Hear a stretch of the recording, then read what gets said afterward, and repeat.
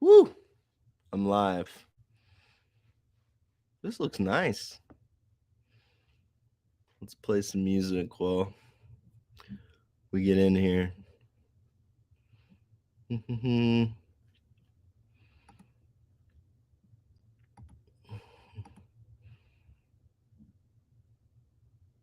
Okay.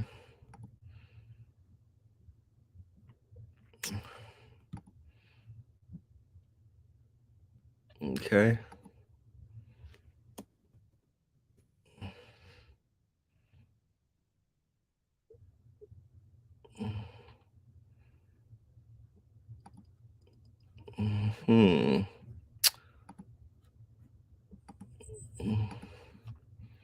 See if it'll work. Will you work? All right. Testing. Am I on the computer? Oh, there I am, live in the basement. Can I hear myself? I am live in the basement. Can I hear myself? I am live in the basement. Can I hear myself? Oh, sweet. It works.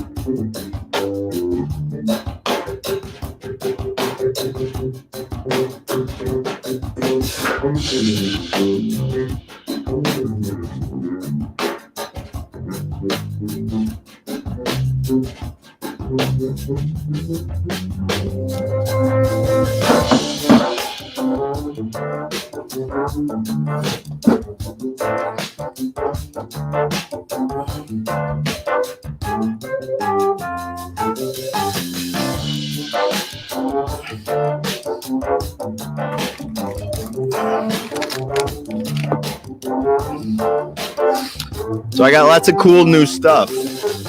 I'm just gonna play music while I set it up. So let me know. Can you guys still hear me talk? Someone say yes.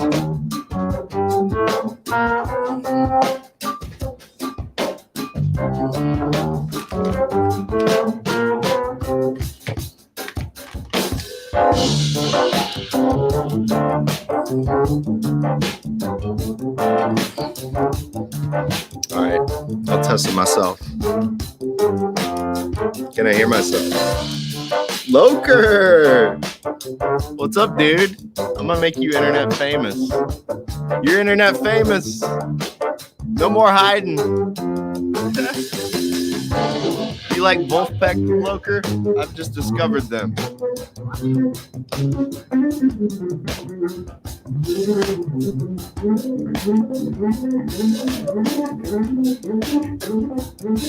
Get my Jackie Chan on.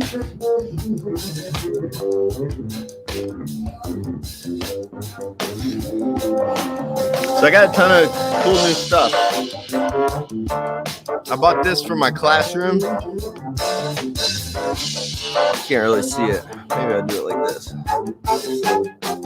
Oh. I got this. A UA. So I'm gonna hook that up midstream. I got an awesome new setup. Check this out. This is I can go to settings and I can change to my iPhone camera. And this is like super high quality camera. And it's just my phone. You can see more of me than you want to.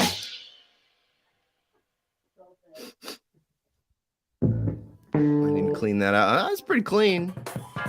But I got to get the, I think it's better quality.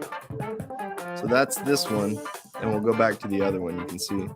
The other one looks pretty good too, though. That one. It's okay till I get it set up. All right. Let's keep the funk train going.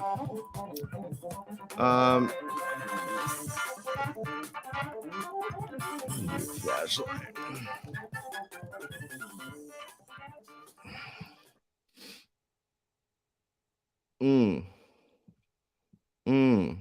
Maybe do the. I'll stick with the album version. Now we'll do George. We'll do George live. You gotta do George live. You gotta do George live. Live in Houston.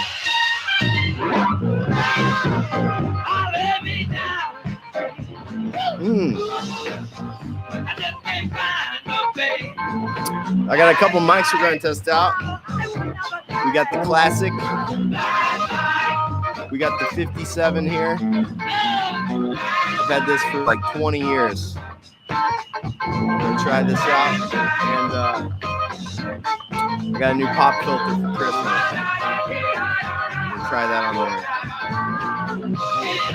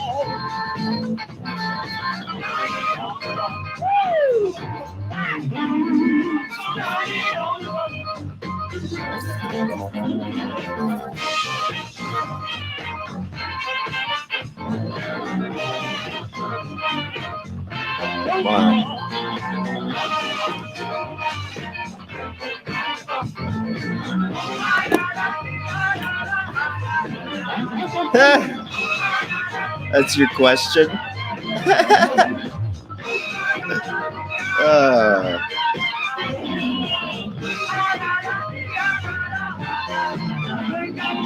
Tales from the Tour Bus. Yes. What an amazing show. What an amazing show. Tales from the Tour Bus.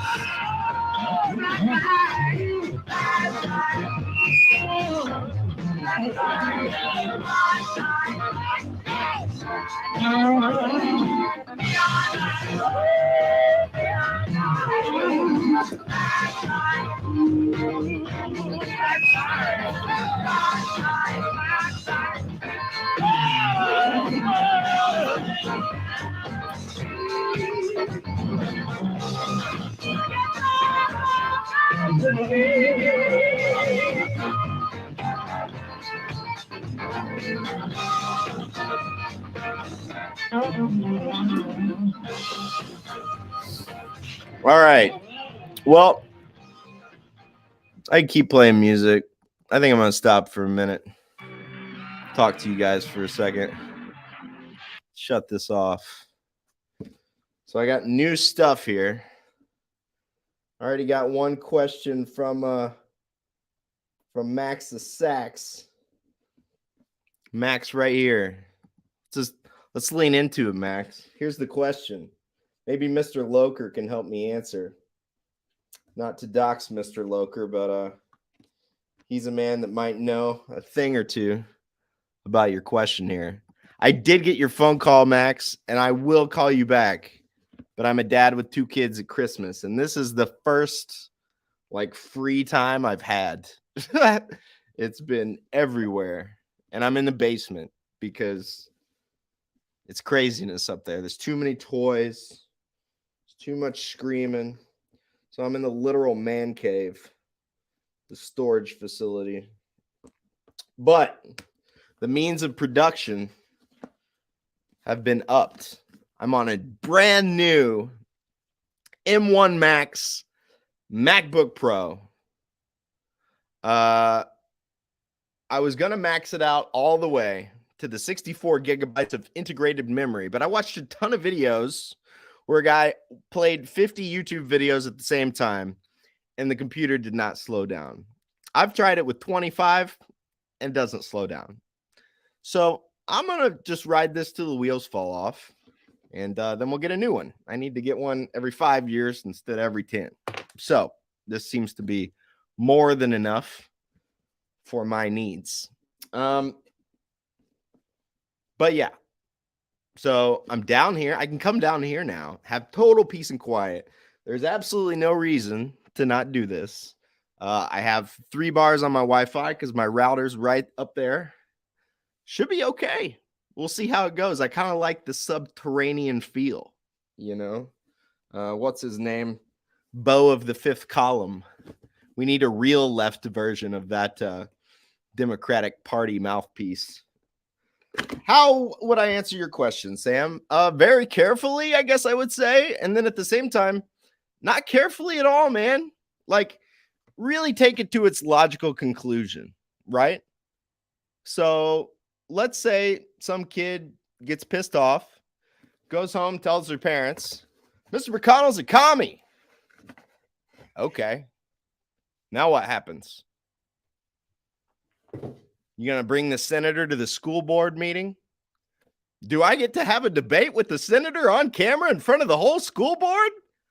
Well, it's parade time, baby. You want to do that? You want me to do that? You want to make my life? Come on. And my next question would be, okay, so you can't believe, because really, what do I believe? I believe, number one, natural resources should be owned by everyone. If no one created, no one should own it. Can I have that opinion? Right? Because the same people that are going to get mad about me having that opinion all have the opinion around here that men and women should be in separate bathrooms. So they're going to go to war over that one, but they won't go over to war over the idea that the lead 30 miles from here that everyone breaks their back to dig out of the ground, that the proceeds from that should not go to New York City, City Slicker, Ira Renner in New York City. It should be used to provide for the people that live here. I don't really think that's that controversial of an opinion. You come up with a scary word to call it, okay. But the opinion itself, not that crazy. What else? That I think the people should have a say in how the economy is ran, that the economy should be somewhat democratic and not the leftover vestige of like kings and rulers. Who has the gold makes the rules is kind of a bad way to run an economy. Can I have that opinion? And the coup de grace really is, can I be a Christian and a school teacher? Because everybody around here is a Christian. I'm a Christian too. Are you going to tell me I can't teach school if I'm a Christian? No, that just on its face is like, oh no, we want Christian school teachers. Oh, you do? You just don't want me to give altar calls in the middle of class. Well, I don't give any altar calls in the middle of class.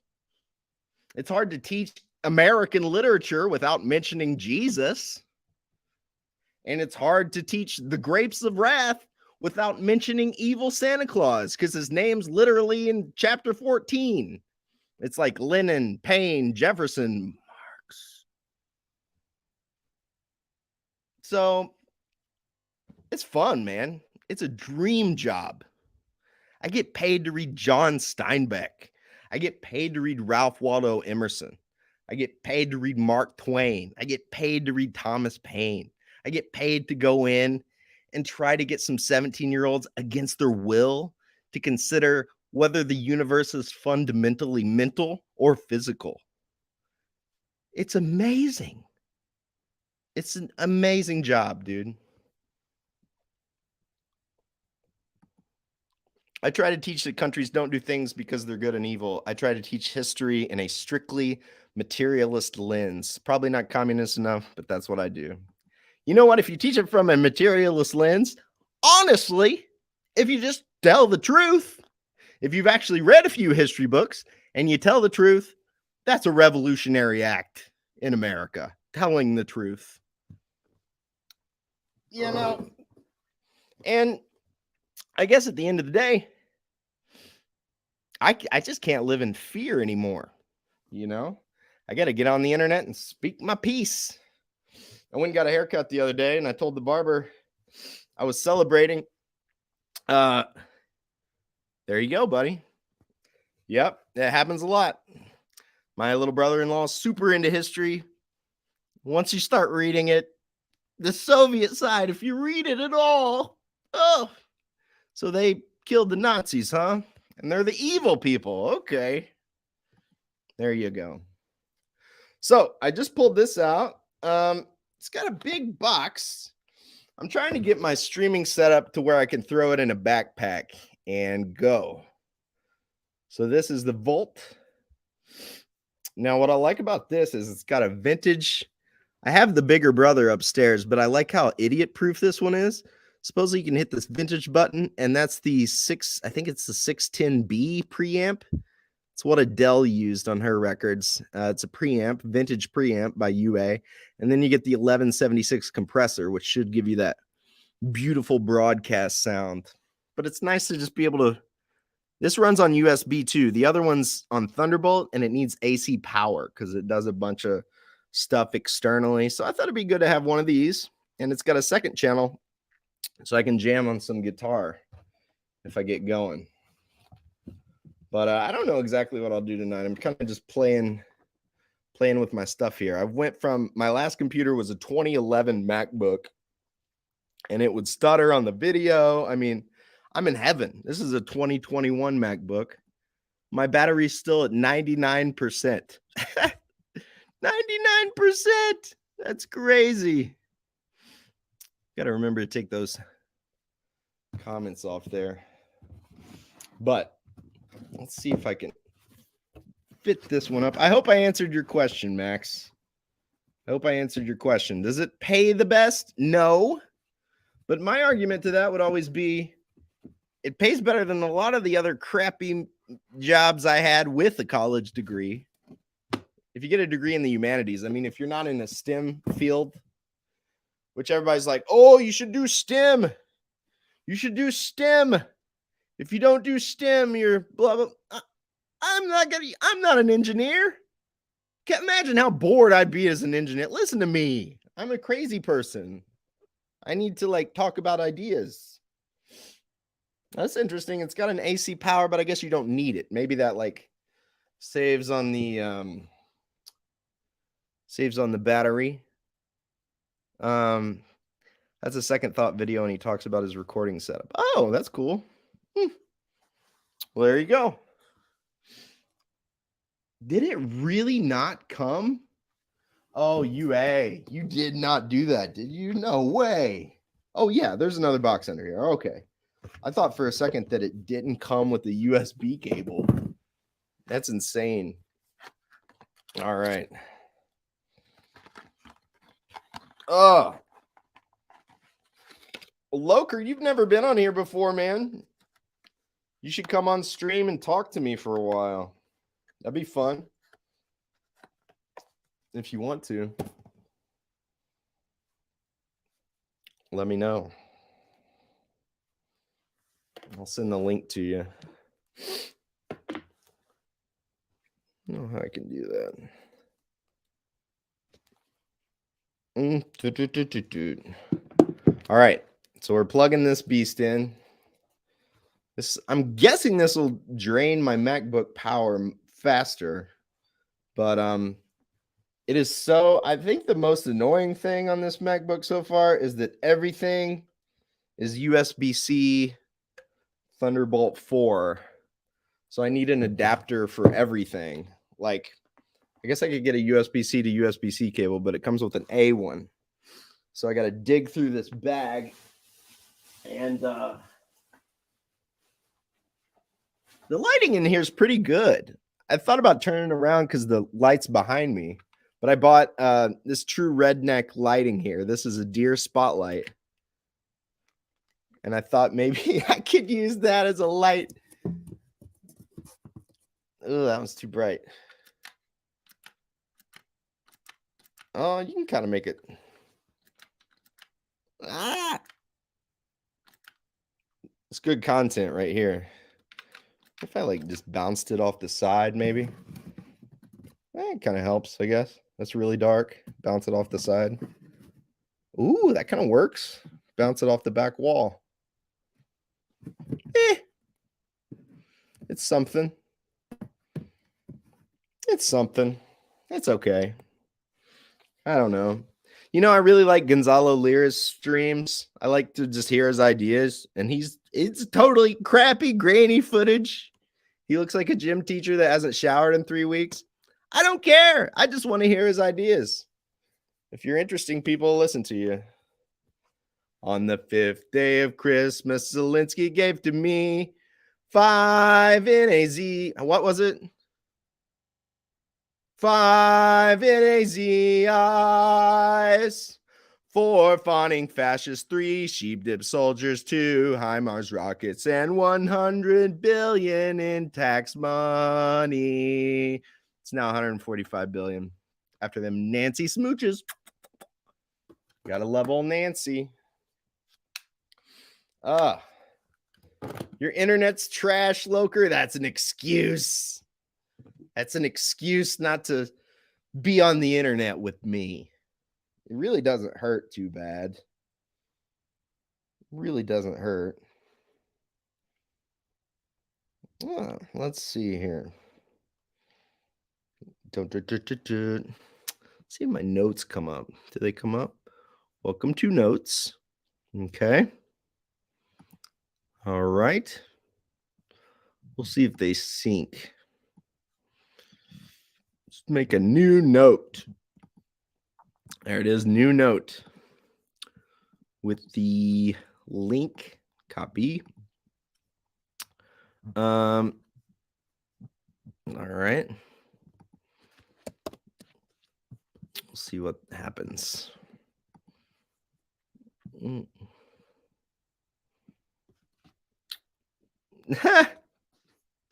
Probably, but you know, it's all part of the game.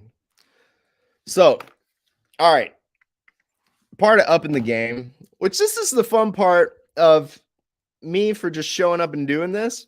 I did that on that old crappy computer. I interviewed Nick Brana on that crappy computer, and it was embarrassing because the video kept stuttering out. But you know what? If I hadn't used that computer till it broke, it never would have forced me to get this new one. And this new one's pretty cool. So I think a lot of this work is just showing up and not giving up, you know? Showing up and not giving up. And you learn while you do it. I'm the kind of person, I'll do almost nothing by myself. But if I have an audience, I'll do almost anything. So hit the live button and get going. Now, this is going to up my game, I think, a little bit here. We'll put this on the other way. Let's see if I can figure this out first.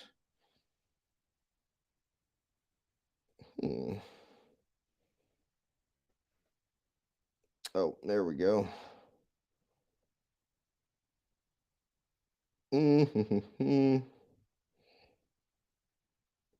It's not on there. My storage is full.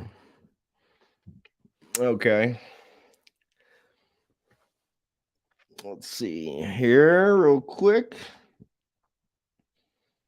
Semicolon // Yeah, I heard Caleb wasn't streaming tonight, so he took his wife to the movies. And I thought one of them CPI dudes should be on the internet. So I'll get on here and waste everybody's time. I mean, make everybody's night. There we go. I'm trying not to be so self-deprecating. I really do believe you kind of believe when you make jokes like that. Part of you believes it, which has really made me redo my entire sense of humor, because my entire sense of humor is based around self-deprecation.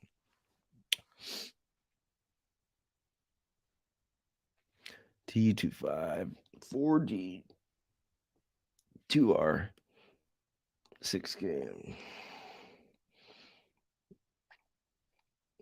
Okay. All right, Loker, I'm sending this to you.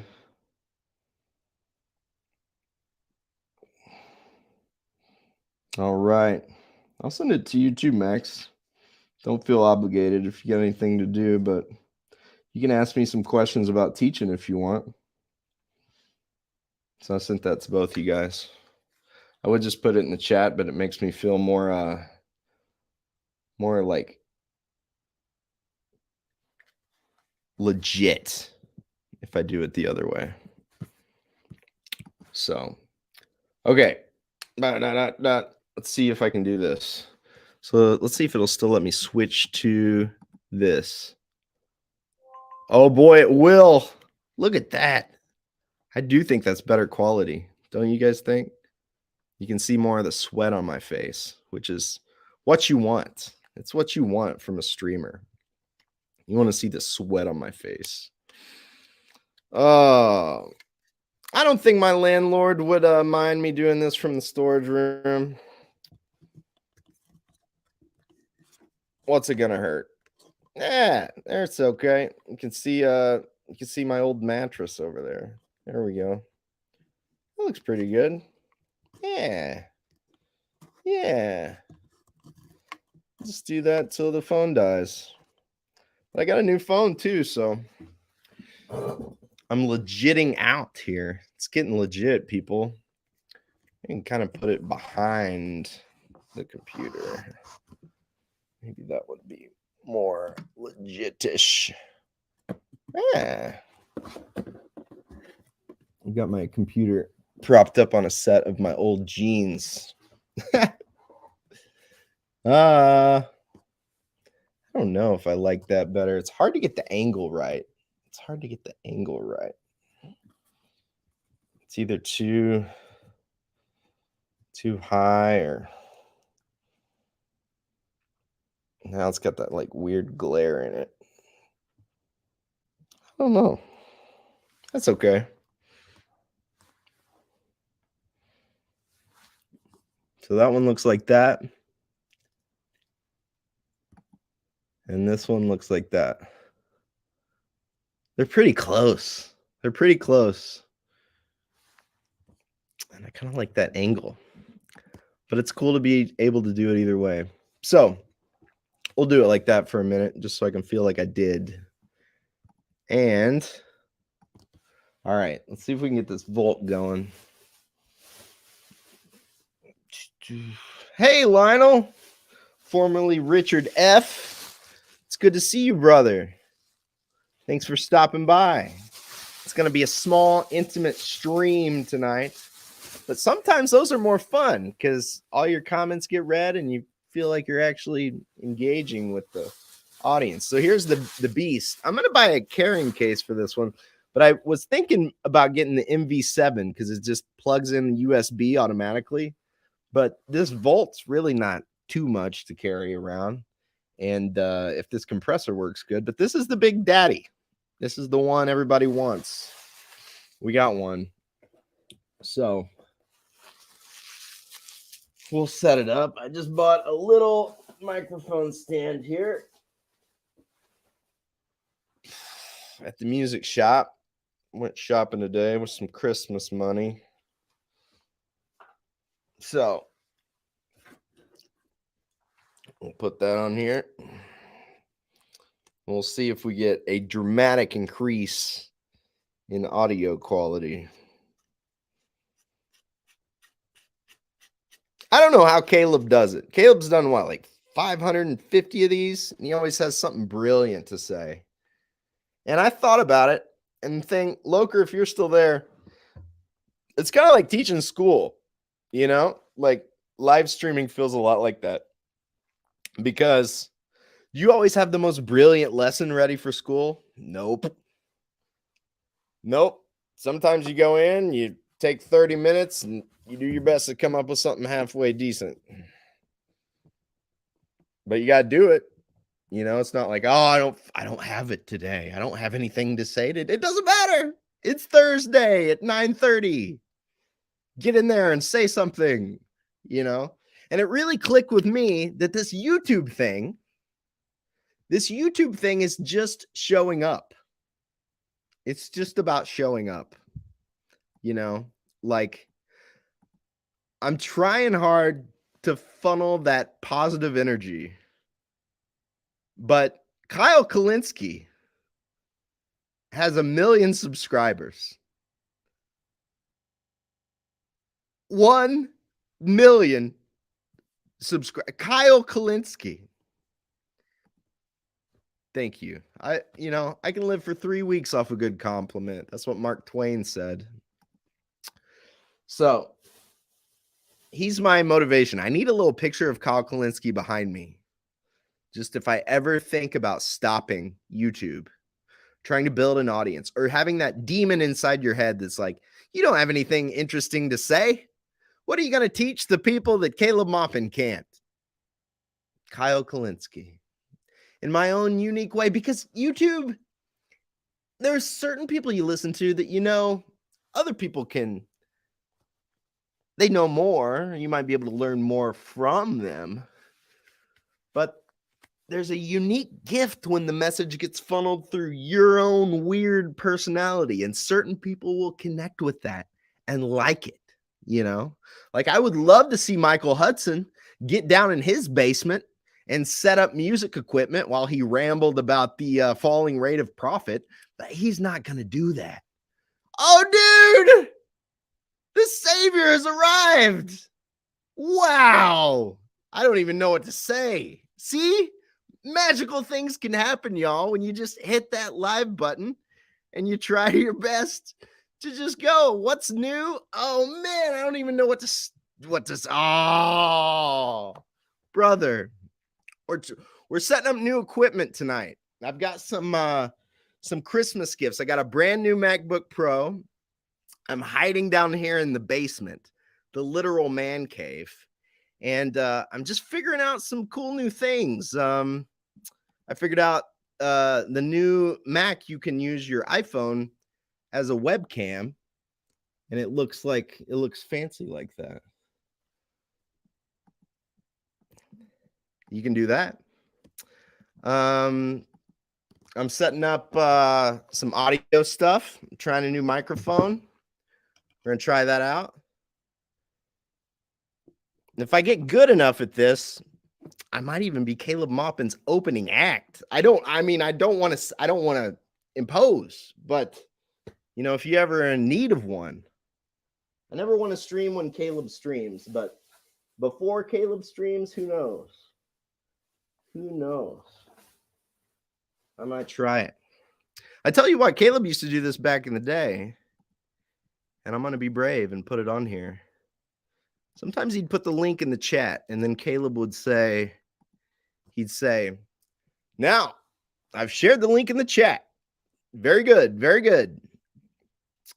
If you want to come on, you can come on, say a few words. If you have any funny business, we'll immediately kick you out. And then people would come in from the gym.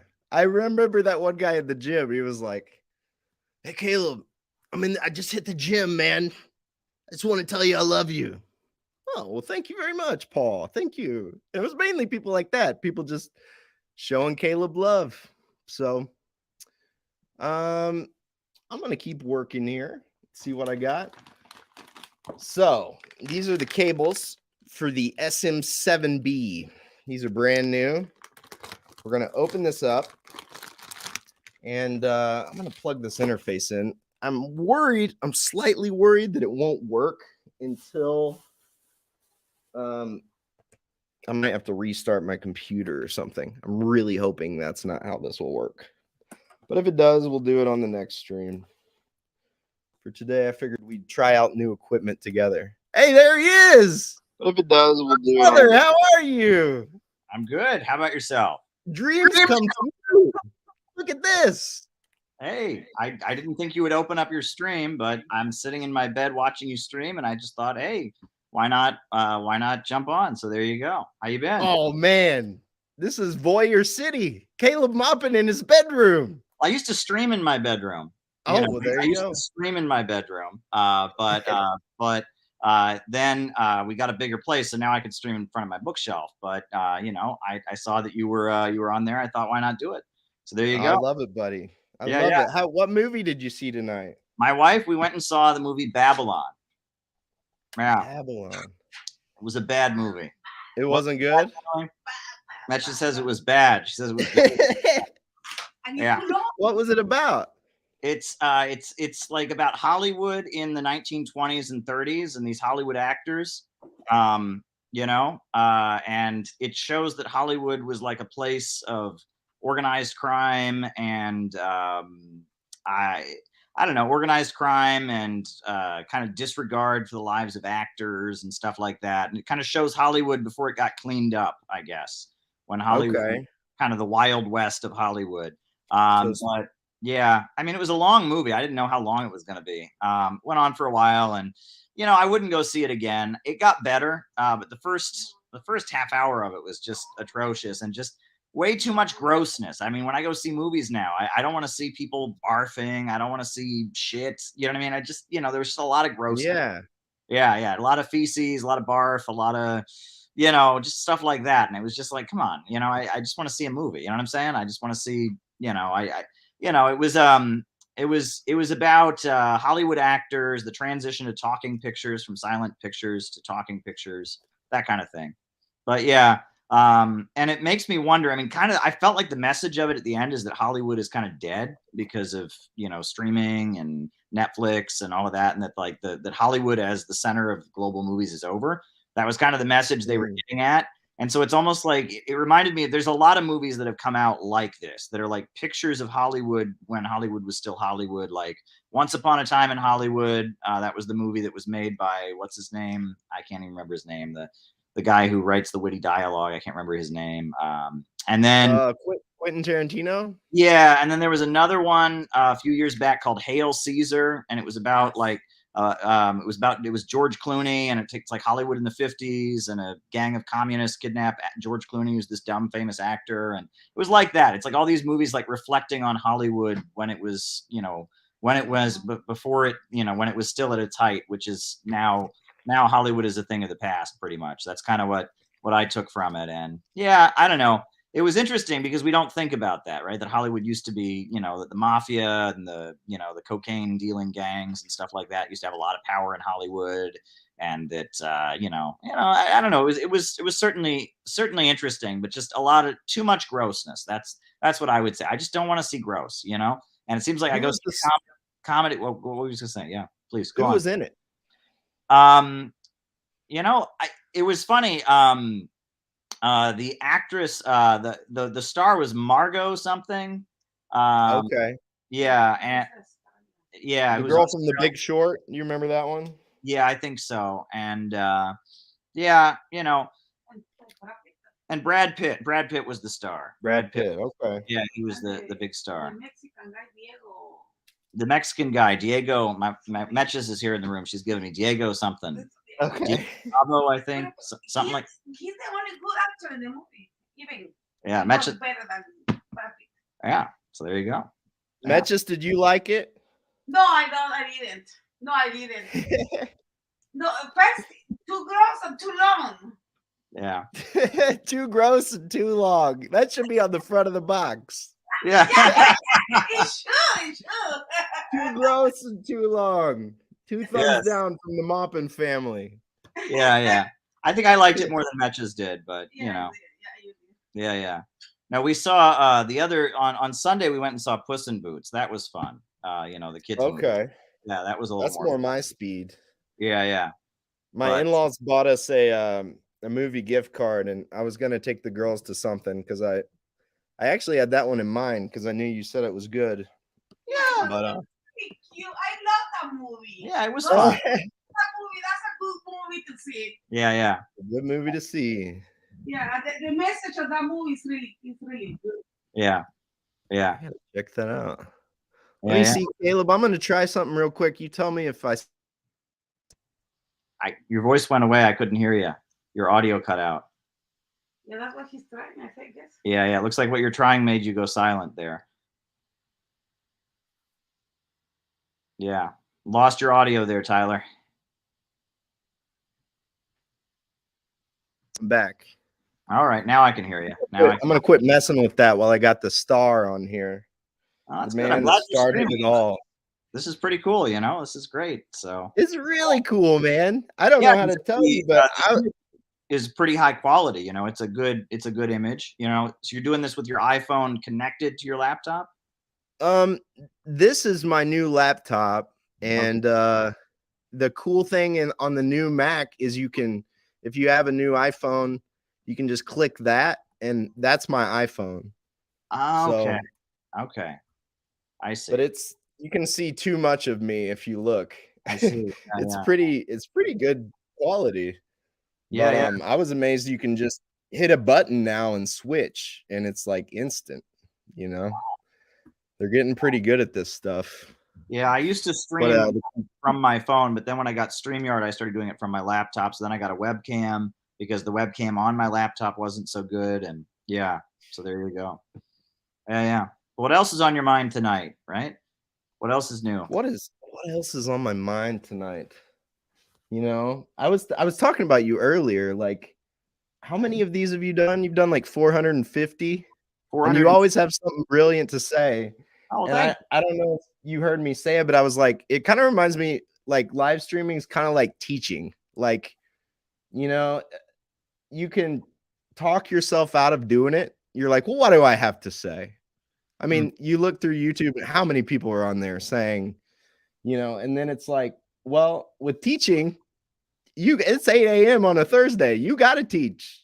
So you come up with the best thing you can come up with. You're like, well, maybe we should talk about Mark Twain and his view, like what he wrote about imperialism in the Philippines. That'd be a cool thing. I bet the kids never heard that before. Yeah. Let's dig up some essays and we'll read one together and we'll talk about it. And I don't know. I just feel like live streaming is kind of the same thing. Maybe you can tell me. I can interview you about how you've done so much. Like, you kind of just scribble down 2 or 3 things and then you go, right? Yeah. Well, the best streams that I do are the ones that are, sometimes I'm just feeling it and I don't do any prep and I just get on there, but I can't do that every night. You know what I mean? A lot of times I think, like, what am I going to talk about tonight? I'll have like a topic or something. But there are sometimes, you know, when I'm pumped up and I'm just feeling it, and I've had a lot of caffeine, you know, I've drunk a lot of unnamed diet beverage, and I just get on there and I just do my passionate thing. But for the most part, I do some prep, I think. And, you know, I'll sit there, like I have a notebook where I write like ideas for future streams, you know what I mean? And I'll think of a topic, and I'll just be like, and I'll just write it in the notebook. And then before I'm getting ready, I'll look at the thing and be like, oh, what haven't I crossed off the list yet? I'll do that. You know, you want to have something to talk about. The worst thing is when you're on the air and there's, you know, dead space, right? That's like the scariest thing in the world. And I work in television too. And you imagine being on TV and it's like your time to talk, and you're just like, you know what I mean? That would be like the worst thing, you know. So you always have to have something to go to, right? I always think about like, what was it in theater, right? You know, it's like they always have a guy who knows how to do tap dancing just in case there's like a pause. You grab the guy and he gets on the stage and he does the tap dance real quick while they're like getting everything set, right? You know, there's always got to be somebody who knows the soft shoe, as they say. So right. Well, I've been thinking about that with the next CPI, you know, like talking about the music guy. It's important to have a music guy. yes. And I thought about it. I go, could I do the music? I don't know, but I could do 2 or 3 songs and then I'd run out. I'd have to like look at look at some music. Like I can't remember who did it at CPI Kansas, but that guy could play 100 songs in a row. But I got, you know, at the same time, I remember he looked at sheet music too, you know, like see the words. And yeah, well, that was David Rovix, and we booked him. That was kind of a big deal. He's kind of a well-known like anarchist, and those were all original songs. You know, he didn't do any of the classics. He did like his originals. You know, I mean, I've been a fan of his for years. David Rovix, and then my friend Paul Shepard. He played in Chicago at our events, and you know, he's willing to come in March. But you know, I thought we needed more people than just him this time, and so yeah, if you wanted to do 2 or 3 songs, I'd love that. I mean, you can perform. I remember. Well, what was that one's always a crowd pleaser. Love Me, I'm a Liberal. Always a crowd pleaser. Yeah, absolutely. You know, I'm gonna try this one more time. I think I figured it out. So tell me, can you hear me now? Yes, I can. You hear me? Does that sound any better? Sounds about the same. Sounds about the same. See, that's the thing. You think that you need like $500 of equipment, but it's almost exactly the same. So that's how it works. But well. But yeah, so what's the weather out like in Missouri these days? Is it snowing outside? We just had quite the snowstorm, and it's very cold. Very windy. Actually, today warmed up a little bit. It got up to about 60, but it's very sloshy because there's a bunch of snow and ice on the ground still. What's it like in the big city? Well, it was really cold on Sunday and Monday. And Tuesday, it started to warm up a little bit. Today, it was even warmer. And then tomorrow's supposed to be even warmer. And then I guess Friday, it's supposed to get back to being cold again. But because we're by the ocean, it doesn't get as cold here. But the wind is nasty, you know, so maybe it's not as actually cold, but that wind blows and you get colder. So, but yeah, there's not any snow on the ground out here. There was a little bit of snow on Sunday, I think, but other than that, yeah, it's been a pretty mild winter here. That'll probably change. I bet February, January, February is generally when we get hit pretty bad with snowstorms. And then after that, it clears up real quick. There you go. I was catching up on your streams. I was telling my wife about one today. Your one, I think it was on Christmas night. You were talking about how America needs fanatics. Yeah. And I said, listen, honey, see, he said I need fanatics like me. The country needs us. Absolutely. But that was speaking to me, man. I remember even back in my Chapo days, I remember listening to Matt talk about John Brown. And whenever he talks about people like John Brown, that's why I eventually burned out on the show. I couldn't listen to it anymore because they would talk about John Brown and what a great person John Brown was, and then pretty much say they'll never do anything remotely close to what John Brown did. Which is probably good. You know, we don't want to. Might be a legal protection there, right? There you go. Of course. But you know, there is a kind of divine madness. And I was listening to you talk about Nietzsche talking about what was the quote exactly? One must be filled with chaos to give birth to a dancing star. That's it. There's that. There it is. Where's the quote? Where's the quote? There it is. Yeah. Yeah. There I am. But I guess Nietzsche, and I think maybe Marx was, I'm a big Ralph Waldo Emerson fan. Mm-hmm. And I think both of them were pretty into Emerson. But what I like about Emerson is he's very much like that believe in yourself. Like he got famous in America because he went back into Harvard and he gave this speech at Harvard, the Harvard Divinity School. That's where he came through. He was brilliant. I think he went there when he was like 18 or something. But he went back and he gave this speech about how, we need to start listening to the God inside of us and not just be dogmatic. And he got kicked out of the Unitarian Church because he refused to do the Lord's Supper anymore. Or he didn't want to lead it anymore. He wanted to be creative and try new things in Christianity. And he eventually wrote the essay Self-Reliance, but it was very much, I know you're a bit into psychoanalysis, and it reminds me a lot of the Jungian concept of the self, the capital S self. I don't know if you're familiar with that at all, but Jung kind of added that to Freud. Okay. And in Jungian psychology, he thought the self, the capital S self, is the God at the base of our psyche.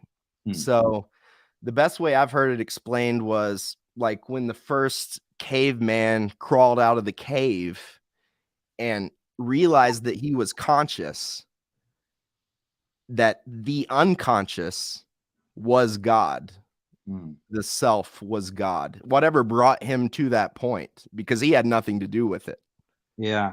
That's this broad guiding hand. Anyway, I could go off on a huge tangent there, but I feel that Emerson, to me, is able to take a lot of the good bits of Nietzsche, if you will, without it leading into just liberal nihilism and frankly, Naziism.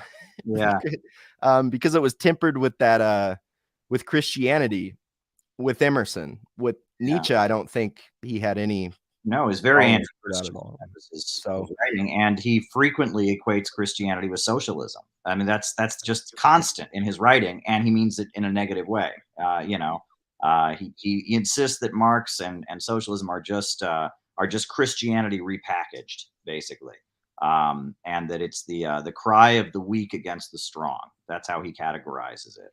If you read, I've been reading Lukács, and also there's a friend of the show who's written a lot about Nietzsche, a friend of my program, and he's got an unpublished manuscript I've been reading, and he goes into Nietzsche hated socialism and hated Christianity, but he never studied Marx. He only studied Dühring, which is interesting because Dühring was the enemy. That's who Socialism, Utopian, and Scientific was written in opposition to. So Nietzsche only ever studied the kind of conservative socialism of Dühring, which was rooted in German nationalism, rejected class struggle. So he never actually studied Marx. He knew Marx existed vaguely, but he didn't actually ever study him. He just knew socialism was the main thing he was going against, though, because he was very much a champion of the rich and powerful, and very much opposed to any notion of social justice or trying to create equality, because he saw it as bringing down the powerful and leading to all of society being weakened. It's kind of like what Ayn Rand thinks, except it's much more like sophisticated. Ayn Rand is pretty basic. I mean, it's watered down Nietzsche basically. But do they still push Ayn Rand really hard these days? I mean, do you read that? I get emails. I have no idea how I got them. Okay. I should put them in a stream sometime, but somehow they're being emailed to like every teacher. Oh, wow. And I can't remember the name of the organization, but you know, they're pushing hard. It's the Ayn Rand Little Reader program or whatever, and it's got the books in there, Atlas Shrugged, and you'll see them in a lot of classrooms if you just kind of peruse. And I know a lot of the teachers that have them in the classroom didn't buy them. So it was some teacher from, 1978 bought it, and it's still in the classroom somehow. Well, I remember when I was in high school, whenever we'd be assigned a new book, the teacher would like pass them out, and there would immediately be groans based on how large it was. So just handing out Atlas Shrugged in the classroom would like immediately everyone would hate it because they'd be like, "Oh my God, this big book we have to read." Did you guys read that like in the curriculum? No. Okay. I just know how big the book is, so I'm laughing. I'm making fun of my classmates in high school who were always moaning about the size of books. So that one wouldn't be popular. Fountainhead, they wouldn't mind, right? That's a small one, but a lot of people judge books by their size. I don't, but there you go. A Spanish teacher that gave out Atlas Shrugged in Spanish. I hope it was in Spanish. You'd probably get more out of it that way. There you go. Yeah. I like to go to the Salem Public Library and look at the Communist Manifesto and see how many times it's been checked out. It was checked out once in 2012, and that was it, I think. And then you like to try to figure out why. And I imagine someone had a grandpa that was yelling about how Obama was a communist, and they'll go, when you're a teenager, you're like, because I remember the first time I bought a copy of it, I bought 2 books together when I was like, I think I was like 18. I bought a copy of the Communist Manifesto and The Origin of Species. I bought them together. Wow. Just because they're the 2 books I wasn't supposed to have where I live. Yeah. Well, one thing I used to do when I was leafleting universities as like an activist years ago is I would go to the section of the library where all the communist books were, and I would put like leaflets for my organization in the books, thinking that if someone was looking for communism, they would find our organization, our information. So I remember doing that, and just especially university libraries tend to have a lot of that stuff. I've noticed university libraries, they don't tend to update books nowadays that the internet's out there. They just don't buy new books, but they were big during the Cold War, and they were supposed to be like the institutions where people, were learning and, had more of an open mind, and you learned these critical ideas. So I know a lot of university libraries have a lot of communist books because of that, because they were, being funded and flourishing during the Cold War when people were all studying the communists and how to defeat them. I remember the writings of Enver Hoxha, the leader of socialist Albania. That was the only atheist state in the world. The Soviet Union, all the communist countries were officially, they had separation of church and state, right? They had no state religion. Okay. But Albania was the only country in the world that ever declared atheism the state religion. And I remember there was a very, very conservative religious college in Ohio called Malone College. And they had the complete writings of Enver Hoxha there just because of that. And I knew it was just because of that, because they were a deeply conservative religious college. So they had to have like the writings of the only atheist state in the world. They had to have that, So, yeah.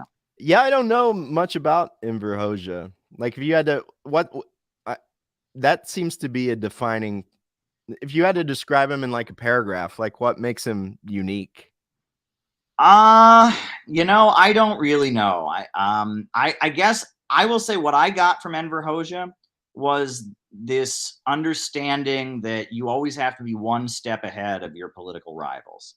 And I really learned that from reading. There's this textbook they published, The History of the Party of Labor of Albania, which I was in a communist group and they were throwing it away. And I said, well, I'll just take it instead of leaving it in the garbage. And so I read that, and it's the whole history of communism in Albania from the time it started up until like the 1960s. And that's one thing that was clear, that the communists in Albania were like 12 people. It's a tiny little country with not that many people in it. And they had a tiny little communist party. And the leader of it was a guy who ran a tobacco shop in Paris because he had to flee the country for being a communist. And then when the Nazis invaded Albania, suddenly they went from being a party of 12 people to being a party of hundreds of thousands of people, because they were one step ahead in fighting the Nazis. Whatever, there were other forces that wanted to resist the Nazis, but they were always like in the front, right? They formed an armed resistance group, and then the other forces would form one. They formed a dual government, then the other forces would form one. They were always one step ahead in fighting the Nazis, and that's what I got from it. And then there's a speech by Enver Hoxha where he said, "You're never going to be able to argue the bourgeoisie. They're always going to have the control of the means of information. They're always going to have the control of the TV and all of that. You can only out organize them. You can only build communities and things. They will never be able to outdo us on that front. So that's really what you have to do because of that. But the other thing, though, the thing about Albania, though, the more you read about it, unfortunately, as much as communists, we like to pretend we're above any ethnic difficulties, right? We're all proletarians. Albania and Yugoslavia, there's a real ethnic conflict there. And like Yugoslavia was the first country to betray the Soviet Union. In 1948, they betrayed Stalin and they went with the United States. So then Albania, they like doubled down. They're like, we really love Stalin. And then when Khrushchev came in, he immediately started trying to be friendly to Yugoslavia again. So then Albania went with Mao and denounced Khrushchev, and that Albania was always doing the opposite of whatever Yugoslavia was doing because there's a big rivalry.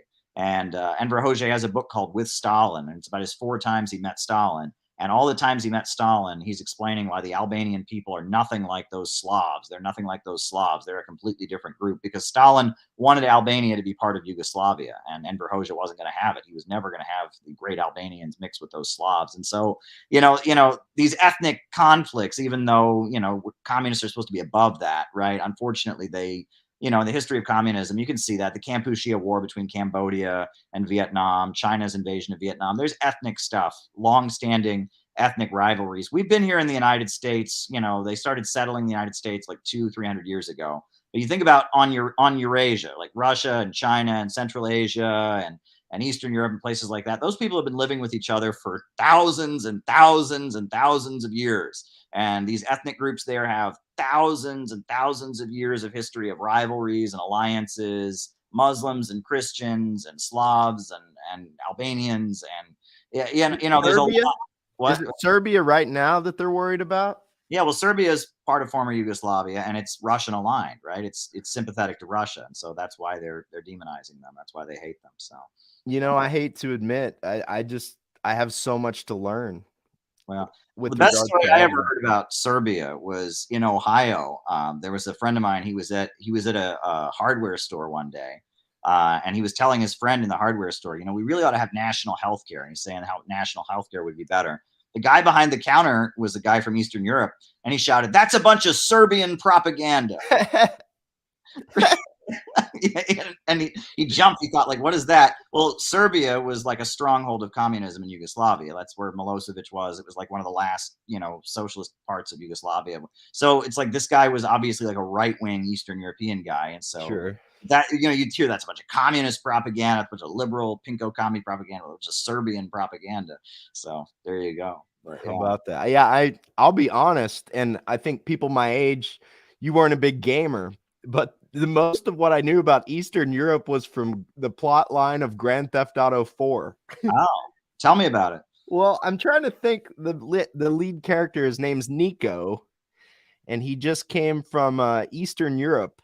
I can't remember exactly where, but I mean, he's obviously in a life of crime, so that's not very flattering. But we Americans got to learn somehow, and sure, through video games here or there. I do find it very interesting. I think it was in Mint Press here recently that it came out that the Call of Duty franchise has been just CIA propaganda for years. And I mean, I knew it. Like, one of the games, your mission is to assassinate Castro. That's literally a mission in the game. Wow. And every kid under 18 plays these games. Wow. Every single one of them. They had one game called Call of Duty Cold War, but even the ones that aren't explicit, it's just. Well, there was like a trailer for a game that a bunch of people sent me, and it was like some like former KGB guy like explaining, how you destroy a country or something, and people wanted me to do like a rebuttal of that. What was that, Call of Duty, or was that Call of Duty, or what was that? It was some, and it was like it was like an ad for a game. but it was just like clip after clip of this right-wing guy explaining how you destroy a country through ideological subversion. Josh Jones says that was modern warfare. So okay, yeah, I remember that. Yeah, a lot of people wanted me to respond to that, but I just didn't know enough about it, and I didn't want to. Yeah, that's a number of people sent that to me. I just video games are not my kind of thing. You know, Jason Unruhe, I think he wrote like a 400-page book of like a communist interpretation of Fallout 3 or something. Yeah, that was just, you know, like that fan stuff. Honestly, people read that kind of thing, you know. You know, I mean, so, you know, I don't play video games, so I don't understand how one would do such a thing. But, you know, I mean, people do, I mean, read fan writings, right? You know, somebody had the idea, you know, they were going to write like like a communist interpretation of Star Wars or something like that. That would sell. You know what I mean? I see a lot of people buying something like that, you know, people reading it. And I've often learned that like in individual conversations with people, movies are really important. Like you can, by referencing movies, you can get people to understand things. You know what I'm saying? Like, also, I've also learned that if people can't like engage with you about a discussion of the movie's political line, they're not very deep politically. You know what I mean? Because like that's another thing too. Like, you know, like the Batman movie. You remember the one that was really political, Dark Knight Rises. Remember that one? Like, is that the one with Bane? Yeah, where Bane is some kind of socialist who frees all the prisoners and has all the poor people revolt, and then Batman like gets an army of police together, and you know, and it's like I've had people that I've met that I've just sat there and said, well, this is clearly a political statement, and they say, no, it's not. No, that's just how Gotham is. Like, I'm just like, no, they're making a political statement with the movie. No, that's how Gotham is. It's like people that think The Wire is real. Oh yeah, yeah. There's I remember reading someone writing about how like liberals needed to be convinced that The Wire was not actually reality. Oh wow. But that's how I always described it. I go, The Wire, it's like the most realistic cop show ever. You know, shows the cops aren't always good and the drug dealers aren't always bad. And yeah. I remember watching after 9/11. I remember in school watching in like 2 or 3 different high school classes or junior high classes watching the West Wing episode that came out after 9/11. Oh, that was like, that was how we were supposed to. And I remember thinking like, but how all that I know now about the Middle East and stuff, like that episode was complete crap. Like, you know, it's like, you know, they made a West Wing episode right after 9/11 to like tell everyone why 9/11 happened. Do you remember that?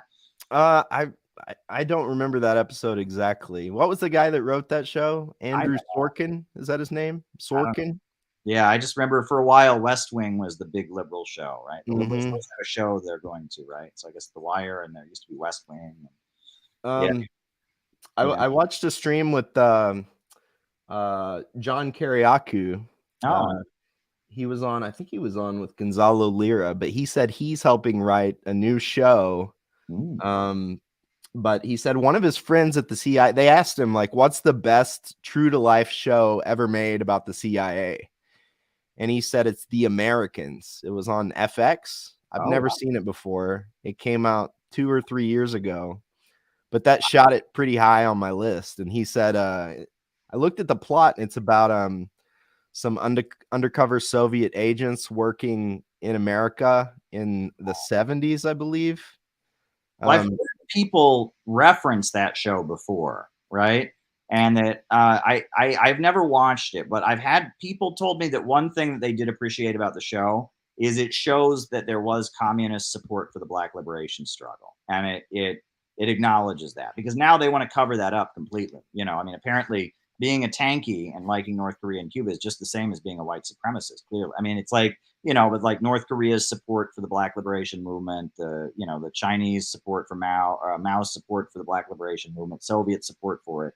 That's one thing they've tried to whitewash. But apparently, I've been told that that show kind of shows the opposite. It really does emphasize that, yeah, there was a lot of covert, you know, intelligence support for Black liberation activism in the United States, which is something that in the age of wokeism, I honestly think that wokeism is an attempt to, like, it's almost a response to that. They realized during the Cold War that that was one thing, the Soviet Union, the Black question in the United States, the Soviet Union, they went all in for Black rights, you know. So now the US government is trying to just do this whole thing so that they can own it, so that no foreign force could use that. I think that's It's like an attempt to, like, they say generals are always fighting the last war. Right? And I think, yeah, that this is that they realized that during the Cold War, one weakness of the United States was the black question. So they have, like, they thought, okay, now that we're got a new Cold War, we are going to completely own black liberation. We're going to completely, control everything around it so that no one can use that against us. I think that's what wokeism is. It's kind of the opposite of what they did, during the Cold War, where they called Martin Luther King a Soviet agent. And, it's now they're, and that it's also an attempt to cover up for the obvious hypocrisy, right? When they attack a country for oppressing its people or something, then people bring up the history of black people. So they need to be able to completely just show this complete, it's all performance, right? This performative, oh, we've gotten over it all and we're all so, there's no way anyone can go, wait a second, so what I shouldn't bring up. I have two. I'm bring two things up that I thought you could go with. One, I don't know if I've ever heard your thoughts on reparations. I never know how to answer that one. Well, it's interesting because I was in the Workers' World Party, and the Workers' World Party believed in reparations. And when I was a kid, I was taught that reparations means that every black American gets a check in the mail for being black. And we were all taught, well, that's stupid, right? What if our ancestors didn't own slaves? Then our tax money goes to pay for them. That's not fair. Well, I learned what reparations actually means, which is, if you read the demands of black reparations groups, what they're asking for is that the banks and corporations that benefited from slavery should have some obligation to the black community, right? That, like, big corporations like JP Morgan, and there's a list of corporations on Wall Street today that made their money through the slave trade, basically. And the idea is that they should be forced to give reparations to the black community. And actually, some of the demands are not even to the black community. They're to the states whose economies, the states and the regions that have been devastated by slavery. So that would even benefit the white people living there, right? And so if you put it that way, I don't find it to be particularly, I don't find it to be, I think it's actually very agreeable. Right. But the way it's framed, there's that Dave Chappelle sketch where, like, every black person I'm rich, bitch. Yeah, right. Yeah. And that is this whole truck full of cool cigarettes. Right. That's a thing that a lot of people get emotional about. And a lot of black people will tell you they're against reparations because of that. That's not actually what the groups are calling for. And so what, people that advocate reparations, what the black nationalist movement that calls for reparations actually believes in is something I think is very reasonable and I would support, but one thing I did have criticism of is that, for me, I had to be won to the position, right? And that they had a book called Marxism, Reparations, and the Black Freedom Struggle with a lot of essays on this and all this. And I studied that and I came to support reparations. However, I noticed that, just as I was, like, out of the group when they ran their 2016 presidential campaign, item number one in their election platform was reparations with no explanation. And that was them just sending a message. If you have any objection to this, if you're somebody who might not agree with this or might have questions about it, we don't want you. And I thought that was just so poorly done, because the issue of reparations, again, the understanding that they have of it is one that I could agree to, but the way it's widely perceived, among white people and even among a lot of people of color, people don't know what it means. And it's something that people could see as very divisive and turning off. And you have to explain these things, a lot of these things are very complicated and they're not very simple. And that a lot of the people now, and that's the weird thing, a lot of these internet wokes, they say they're for reparations, but they don't mean what communists meant when they said they're for reparations. They do mean everyone gets a check for being black. And then, of course, that's going to open up a lot of people saying, wait, what about that? And that just, and it's like, and that seems to be what internet wokeism is about. It wants that. It wants that divide. It's like, you have it too good. No, you have it too good. That's what they want. Whereas the understanding of reparations that was put forward by Marxists and even by black nationalists prior to the rise of wokeism was one that's actually very unifying, because it's putting the heat on Wall Street and saying that Wall Street and slavery and all that has devastated whole communities. And, it's a very different way of framing it. And, the goal should be to build class unity against the imperialists, right? That should be the goal. And that, unfortunately, it seems pretty clear. Like, I understand there's a college in Missouri that it was revealed that college, a lot of the money that founded it came from slavery. And there was a demand, a group of students who said that black students should be able to go there for free. And then there was a reporter from RT, someone I worked with, who went and interviewed the students. And she said to them, well, you know, in Europe, they have free college for everybody. Don't you want that? And they're like, no, white people shouldn't have free college. And it's like, come on. Yeah, I mean, it's like, you know, so of course you're opening the door to, you know, it's a way of framing it. And yeah, obviously, if this college, you know, its roots are in slavery and all that, that's something to talk about. And, you know, you obviously want to have special, you know, special ways to bring up communities that have been historically oppressed, no question about it. But the goal should be to bring up the entire working class. And when that gets lost, it opens the door to, you know, it's just a downward spiral, right? I mean, even this term white privilege, I don't like it. I know what it refers to is real, but it's not privilege, right? A privilege is something that you're not entitled to. It's something that can be taken away. Not getting shot when you reach into your wallet, you know, reach for your wallet, that's not a privilege. That's a human right. Not getting discriminated against in employment, not having your employer discriminate against you on the basis of your race, that's not a privilege. That's a human right. And that this isn't about white people having privilege. This is about black people having their rights violated. But if you frame it as privilege, then it becomes a conversation about who has it too good, not who is being deprived of things that all of us should be entitled to. And that's the problem. It's so nefarious. I mean, if I was to use all of my powers for, you know, how to manipulate a social situation, because instead of you just saying Martin Luther King's a communist, it's so much more effective. It's so much more effective at turning white against poor black. Because, you know, I was raised by poor whites everywhere, and if they're getting a check in the mail, I want my check in the mail. You know, that's it.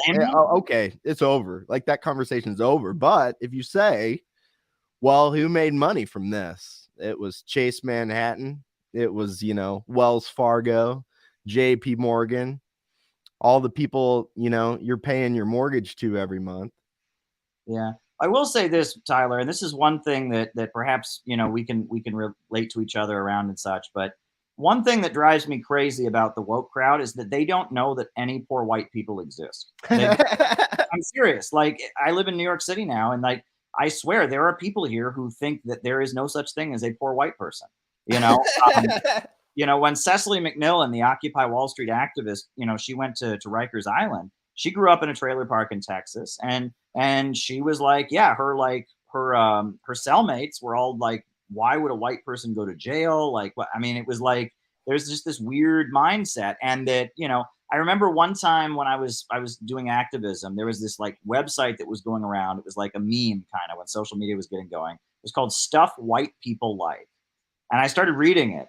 And I'm like, I grew up in a town that was almost entirely white, and none of the people in my town like this. And it's like latte, coffee, and sweater. And I'm just like, you know, like nobody in my town liked any of this. This is stuff white people like. I don't know any of it, right? And that there's this whole layer of white people that aren't part of the national discourse. They don't live in gentrified middle class urban neighborhoods, right? They're not part of this like white intelligentsia, this white middle class. And so, you know, it's assumed that they don't exist. And there's this like belief that somehow the only reason that they don't live like the white upper middle class, the only reason they don't live like them is because they're just inferior somehow or something. You know what I'm saying? It's like, you know, if someone is poor and they're black and brown, well, that's because of racism.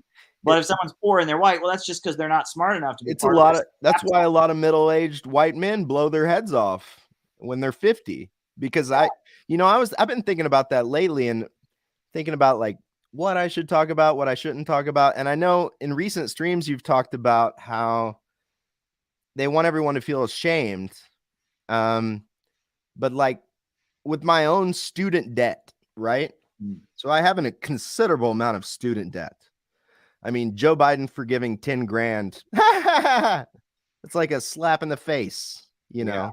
So my other close friend that also went to college and is carrying a considerable amount of student debt, we both went into a credit union to try to get a loan to buy a home, and they laughed at us. You know, they make you, it's funny because they'll make you crawl through barbed wire before they slap you in the face at the end. So you fill out all this paperwork, you get to the end, you give it to the person, and then your whole life's in their hands, right? So they go, well, we're just going to run a credit check, right? Which everybody's mad about the Chinese social credit score or whatever. I don't know how it could get any worse than what we already have in this. I mean, they're basing your entire worth off this test, and then they literally stamp denied in big red letters on it and go, no, you know? So then it's like, okay, well, I have a considerable amount of debt. A lot of millennials are like, well, I guess I won't have kids then, because I don't want to have kids if I'm, you know, not making six figures or whatever. I decided to say, screw that. Like, I'm a human being. I can reproduce. You're not going to take that away from me. But then it's a weird, there's this massive pressure as a white man in America. Why aren't you making your bread, buddy? You know, man up, make your paper. Okay. Well, at the same time, I was at the barbershop yesterday and I was talking to the barber, and he's a really cool guy. He's kind of like a right-wing populist kind of a guy. And I was telling him that story, and he said, you know, well, you know who done that to you, son? It's the government.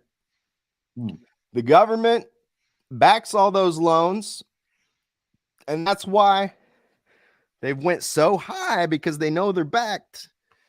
And I tried to communicate to him, well, I don't necessarily disagree, but somebody's making money out of that situation, you know?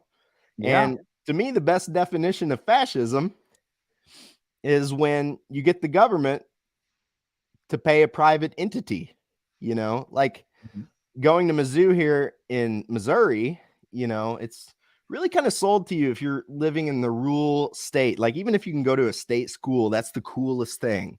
They've got the logo, you see the M everywhere, you know, like the football team, you want to go there. Like, it's like, you want to go there to have that experience, you know, of being in college or whatever. And you go there and you get a degree, and now you owe 50 grand forever. And I don't know if it was like that when me and you were the same age. I'm 35. You're going to be 35 here in a couple days. Happy early birthday. Oh, thank you. But every teacher told you had to go to college. And if you didn't, you're a loser. You're going to be sweeping these halls, blah, blah, blah. Well, now I talk to people sweeping the hall after I'm done teaching, and that guy owns a home, right? He's like, owns a couple, like, he's better off than me. Yeah. Right. So do I get, you know, it's like, do you sink into shame because somebody will come in this or hear this on the internet and be like, wow, well, son, I guess you want us to pay for your stupid decisions, huh? I guess you just want me to pay for you and your family. And no, dude, I want you to see that this is bigger than me or you. There's an entire generation, the millennial generation, because the teachers now, like me, we're not necessarily telling the kids to go to college. Yeah. I'm kind of a crazy person. I'm like, don't let these fascists take that experience away from you. If you want to go learn philosophy, go 50 grand in debt and learn philosophy. We'll figure it out, you know, but think about it. It's not, and the kids know now. It's not like us. They're like, I'm not doing that. Yeah. That'll ruin my life. Yeah. So now we have a whole generation choosing not to go because they saw what happened to the millennials. And we're this weird hump where millions of us aren't going to be able to buy homes. And we can either go put a shotgun in our mouth, or we can join the CPI and try to spread this, that this is not just you. You should not be ashamed. Someone's taken advantage of you, taking you to the cleaners and made a ton of money off your misery because you were an 18-year-old kid. Like, what religion in the world would be like, oh, hey, 18-year-old kid, do you want to go into debt to try to better yourself so long that they will garnish your Social Security check at death? And they're like, well, he's an 18-year-old kid. He can make that decision. You know, I don't know. I don't think that's moral.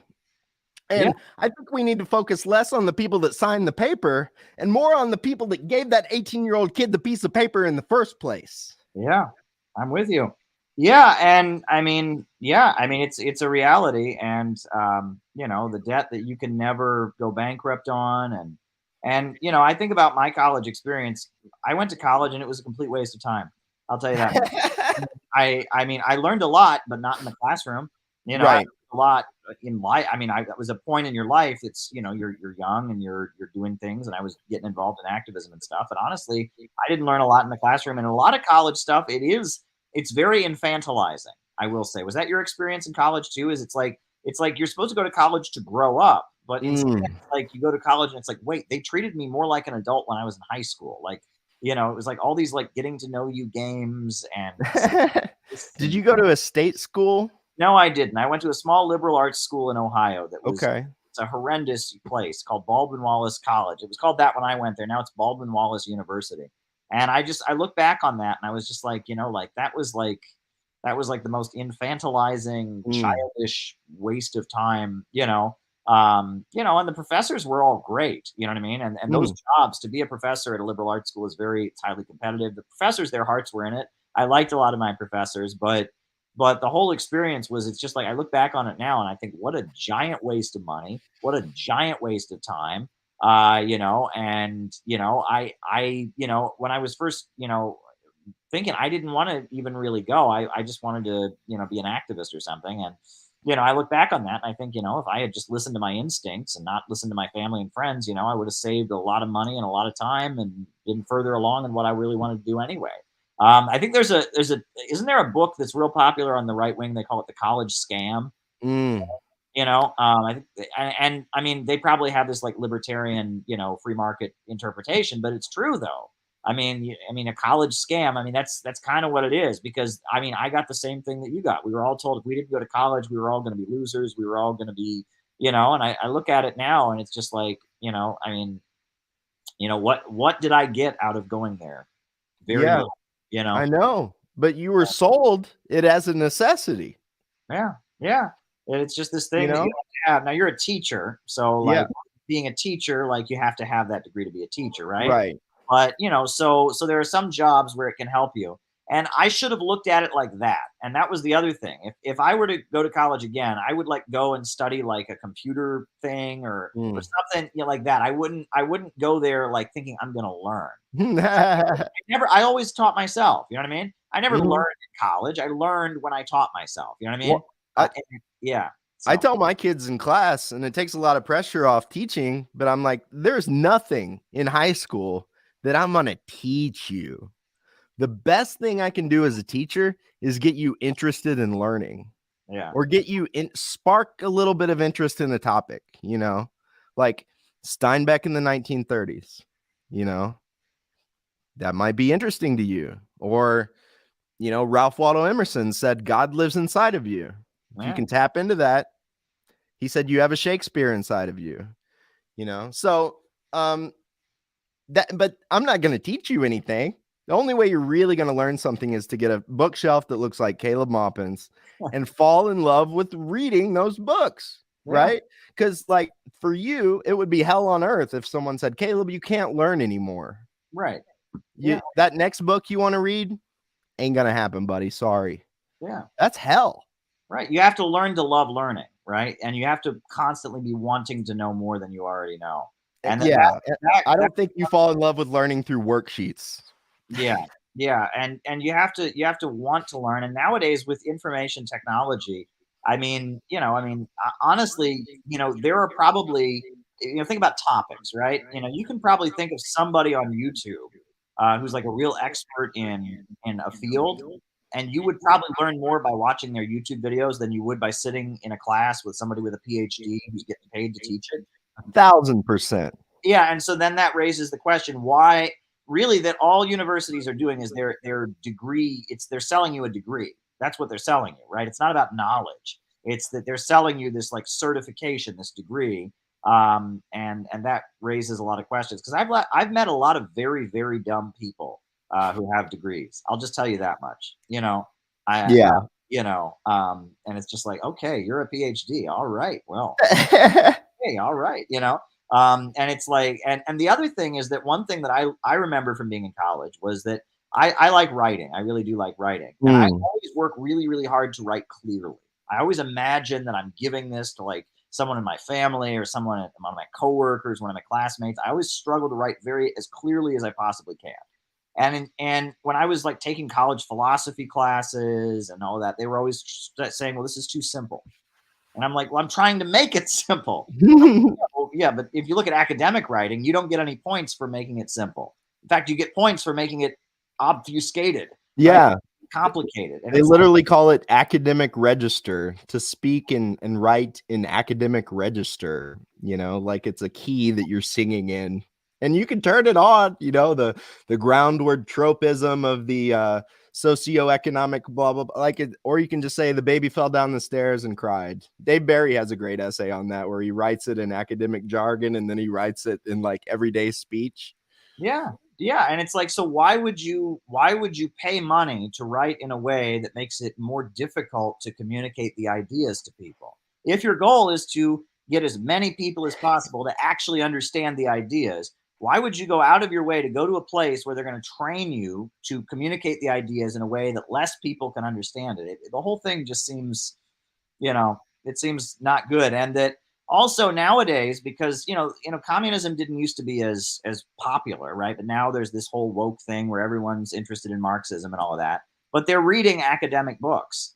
And I listen to young people that think they're leftists and they use words they don't know what they mean. And they can't explain what they mean. And the people who told them the words can't explain what they mean. And, you know, you go to Barnes and Noble, you look for books on communism, you're going to find like Slavoj Žižek and stuff like that. And it's like there's a lot of people walking around who don't know what they're talking about.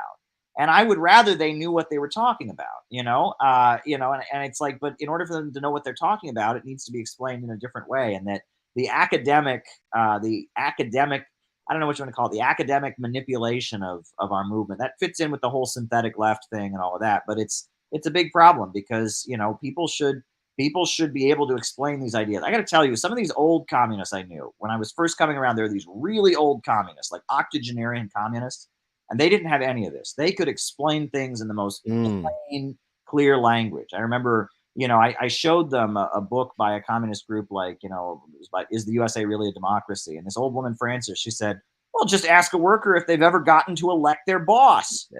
Clear as day. Yeah, it was just so many like things like that where they had, because they'd been involved in the labor union movement, they had explained these concepts very clearly, and they could talk about overproduction, and they could talk about the problems of capitalism, and they could talk about things in a way where it wasn't obfuscated at all. And they had all these like, you know, kind of farm analogies and farm. There was one, I can't even do it. I can't even remember it. It was like, you know, like there's a one on one side of the fence, or one side of a river is a pig, a guy with pigs. And on the other side, there's a guy with suits, and then there's a bridge, you know, and like they trade the pigs and suits or something. I can't remember. I can't even remember what it was, but it's like all these like very well thought out analogies for explaining the problems of capitalism. And that used to be kind of the glory of the socialist movement back in the day. Like you discovered the Wallace Wattles book, you know, that was great. I didn't know about Wallace Wattles, but like the way that book is written, it's written so that people can understand it.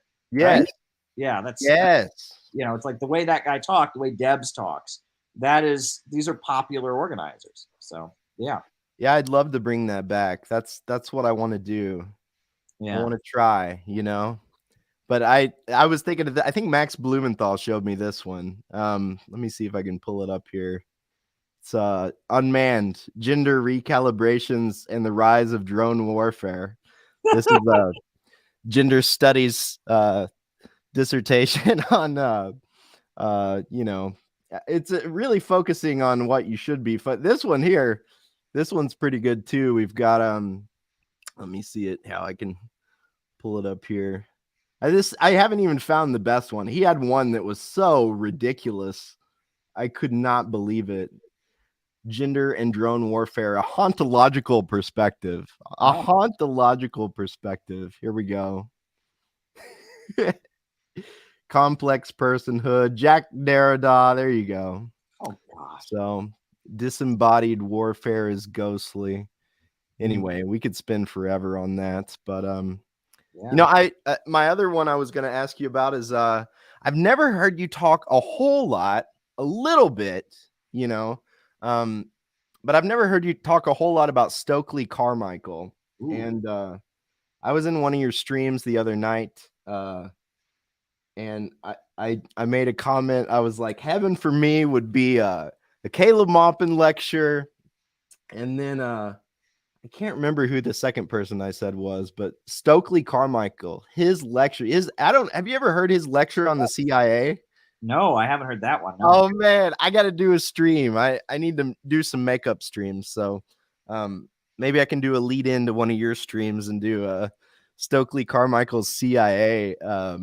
Because I was thinking today, I love any speech like that where he is like, yeah, I know they bug my home. He's like, they call my mama. My mom, I tell my mama, you know, she'll cuss him out, blah, blah, blah. Like, he's just straight up about, he's not afraid of him, you know. I'm pretty sure that's why he moved out of the States. Because it was probably smart. But I was thinking, for me, and maybe I shouldn't give the deep state this ammo, but work it out. I thought it could be an interesting thing to look at for me being raised in church.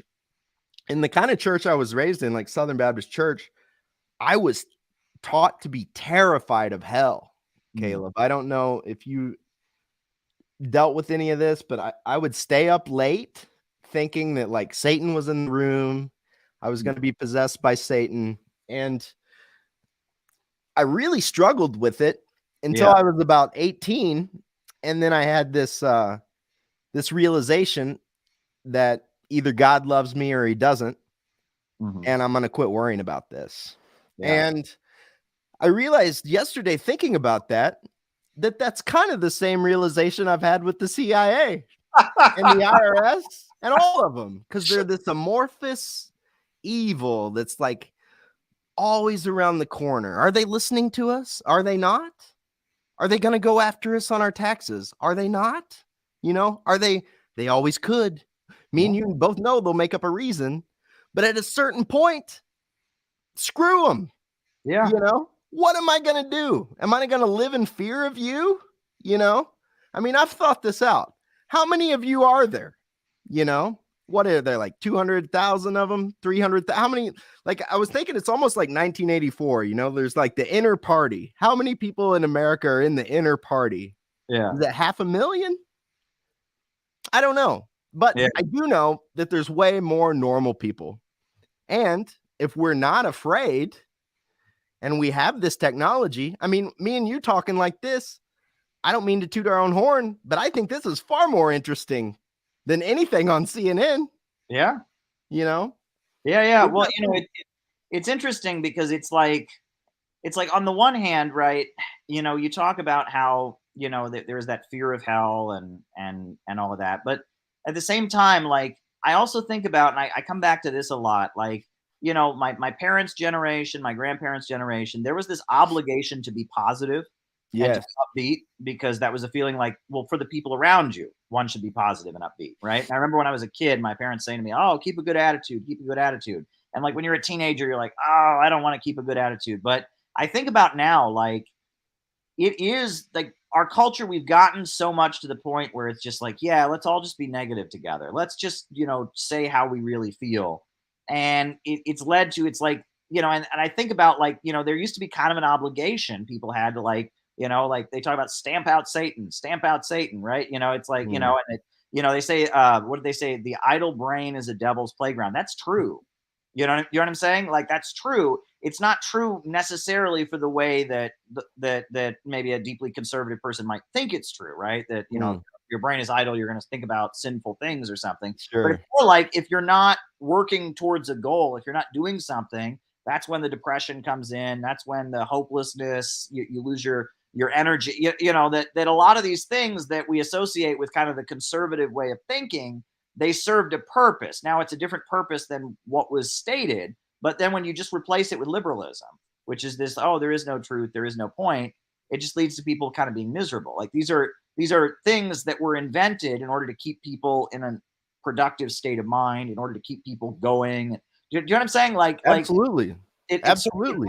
It's and liberalism just comes in and says, well, there is no purpose, there is no truth, and it just leads to, it's like you were almost better off before. You know what I'm saying? Like, you know what I'm saying? Like, so yeah. I agree 100%. I mean, I'm not throwing the baby out with the bathwater. When I think about it, I'm like, I didn't like the hell stuff, but I do love that I was taught to live for something bigger than me. And I was taught that if I was going to be like Jesus, I was going to suffer, but I was going to suffer for something bigger than myself. Right. And then as I've gotten older and kind of thought it out, and Emerson's really kind of helped me understand this, like tonight, I was starting to get depressed, Caleb, because I hadn't done a stream in a while. I hadn't done anything on the internet. And you start to kind of feel like, can I really do that? Do I have a place to do that? You know, and then you just got to do it. You know, you just got to show up. And lately it's been a let go and let God for me, you know, like it's not Tyler McConnell. I'm not putting these words in my head. I have no idea how to make my mouth move and say words. And I'll say this in class sometimes. It's an absolute miracle that I can make noises out of my mouth. And you understand concepts and are able to go, huh? Like, that's a miracle that I have a hand that I can move. Yeah. How do I do that? I have no idea how I do that. Like, what we're living right now is an absolute miracle.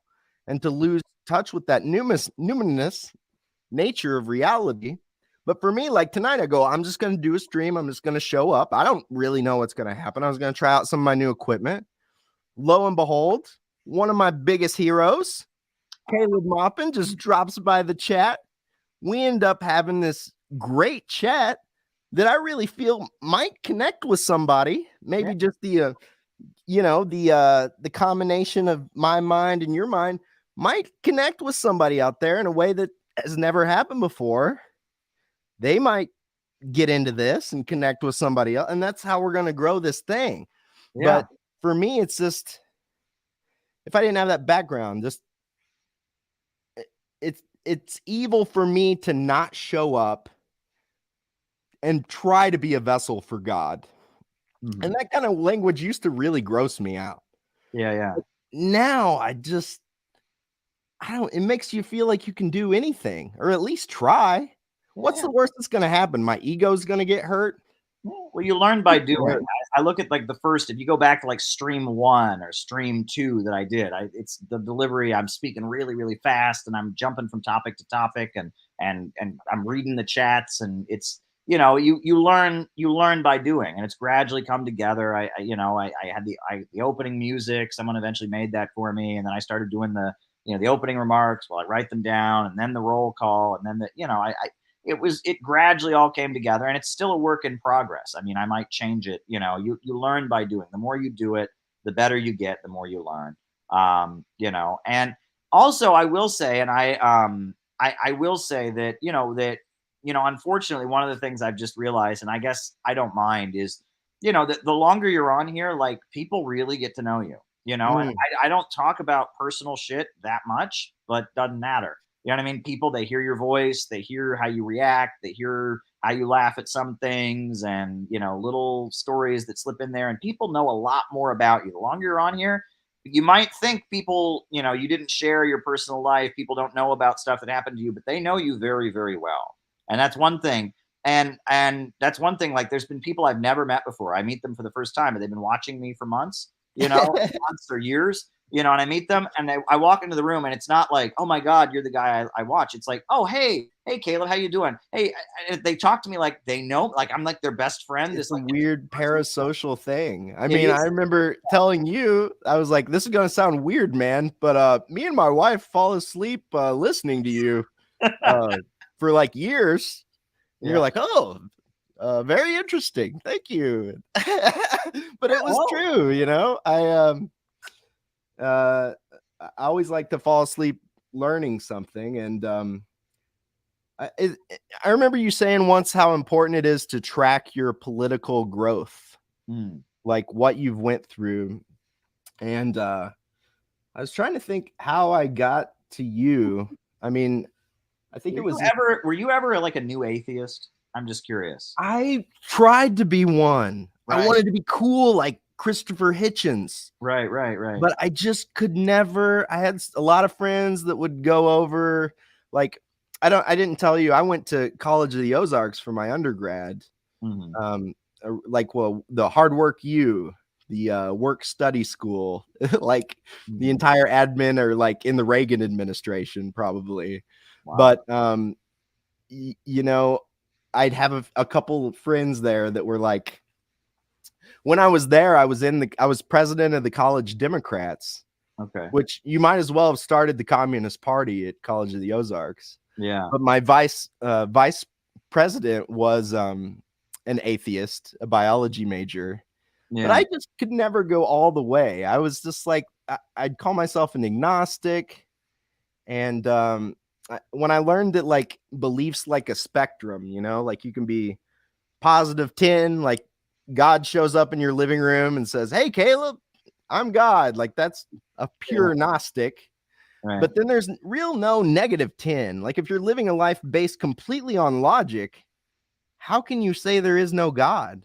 Yeah. Like you might strongly believe there isn't one. And if you listen to a lot of the new atheists, Hitchens especially, I listened to probably 100, 200, 300 hours of the guy. And he said, you have to leave a space for the numinous. Well, that's God, Hitchens. So he's just having fun up there. Yeah. He just likes to get their goat. You know what I mean? Yeah. Well, I watched a lot of those debates he did. He was making money. I just going around the country debating Christian college pastor, professor guys and all of that. But yeah, like I feel like the new atheist movement, that was kind of a big moment, right? Because I grew up in a small town where the religious right was very dominant and all of that. And I remember when I was in college, and I had been around communist groups that pushed atheism pretty hard. So I was leaning towards an atheist perspective or whatever. But then I remember, like, it was like my freshman year of college. I was walking like from my dorm room to class, and in the lobby, Christopher Hitchens was on C-SPAN doing his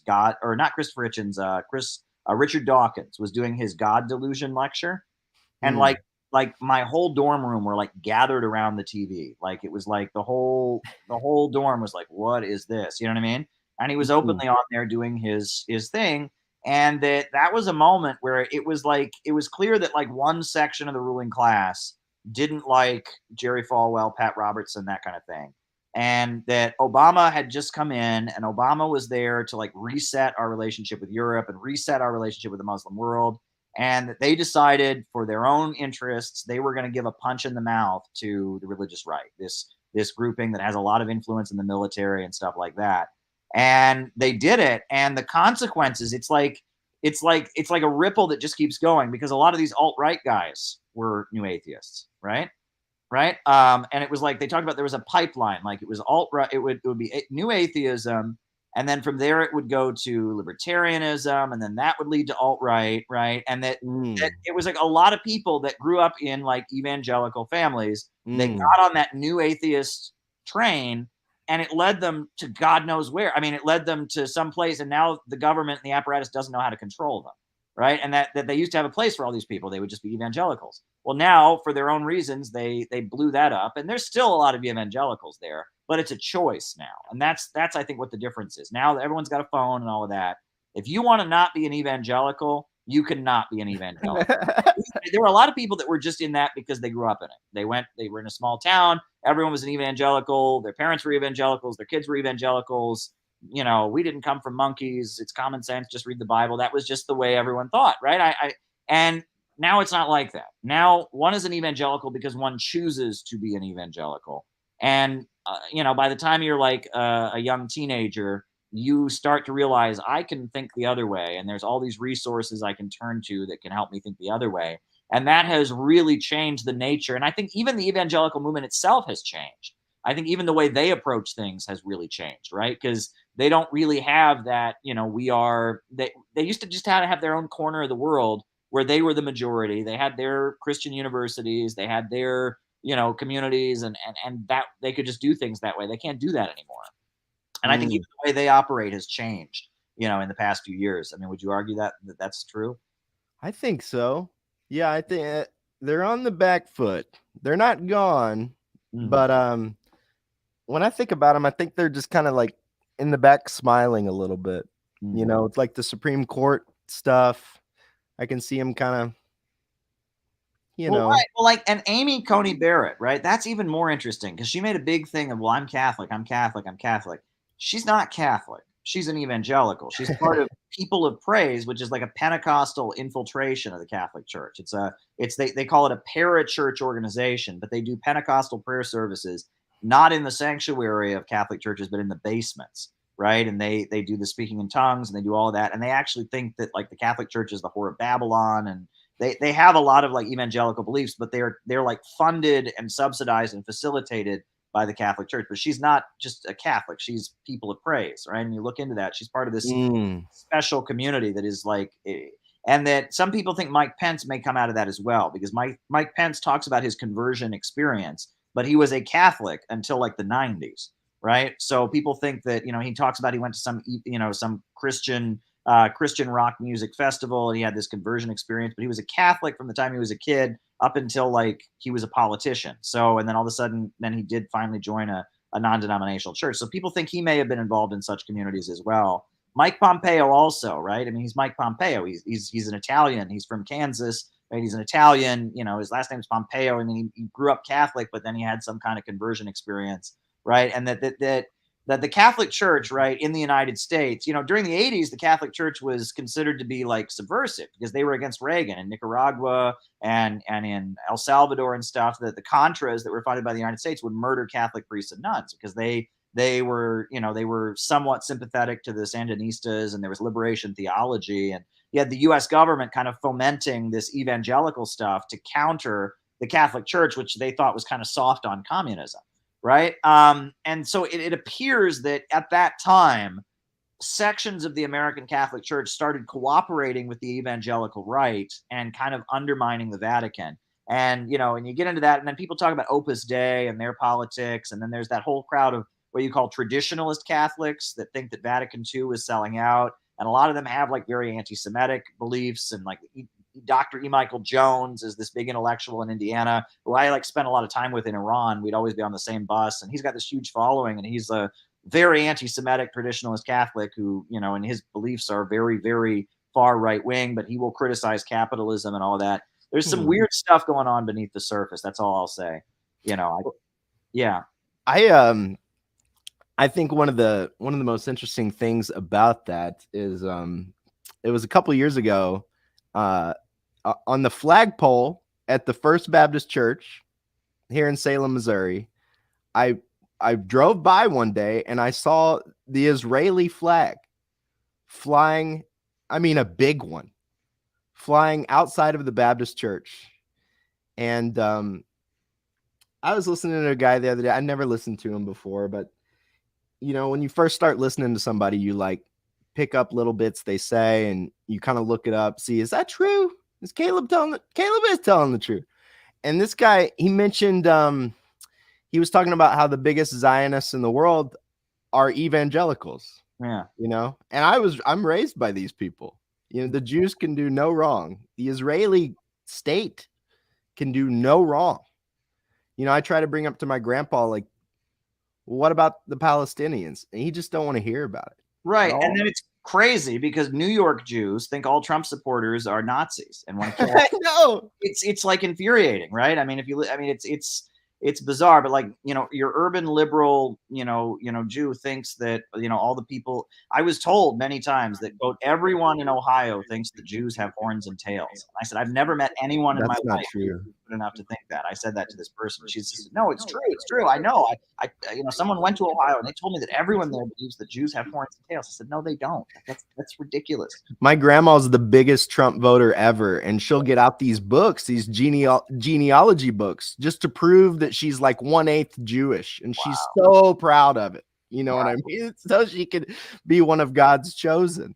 Yeah. And that Mike Huckabee, he would have like, he would have like rallies for his campaign in Israel. He would go to Israel to like raise money or something like that for his presidential campaigns, and that that there's a lot of that going on, and that Israel also does a lot to court pastors. They have special programs where if you're a pastor, they will like all expenses paid, fly you to Israel, take you around. I mean, they work really, really hard to market themselves in that area. And yeah. Have you ever listened to the podcast Russians with Attitude? No. They're pretty funny. They're pretty funny. I don't know if they're in Russia or from Russia, but they just got that dry, super dry, dark Russian sense of humor, Yeah. And it's just funny. They're talking about Nancy kissing Zelensky, and they're like, it was very, very, very, very attractive to watch that. He really got his money's worth with. But they were talking about in the 90s, how many Baptist churches came to Russia. Like he's like, it was everywhere. They popped up, the missionaries left and right. And it was funny. I told my wife, I remember going to that same Baptist church, and they told me they went on a mission to Moldova. Wow. And they were telling me, I was like a 9-year-old boy, and they came, and the picture they painted for me was like they're pooping in holes, you know what I mean? Like, and I don't know how much of it was true and how much of it was embellished, but it was funny to hear a Russian then say like, oh yeah, like from the other side, like they just wouldn't leave us alone. They kept coming over here and trying to convert us. Billy Graham went to the Soviet Union in like the early 80s because there was like, the Russian Orthodox Church was really like flourishing in the late Soviet Union, like in the 80s. So in like 81, 82, Billy Graham went to the Soviet Union, and he gave a sermon at like a big Russian Orthodox church in Moscow. And he came back to the United States, and they asked him, like, is there persecution of Christians in the Soviet Union?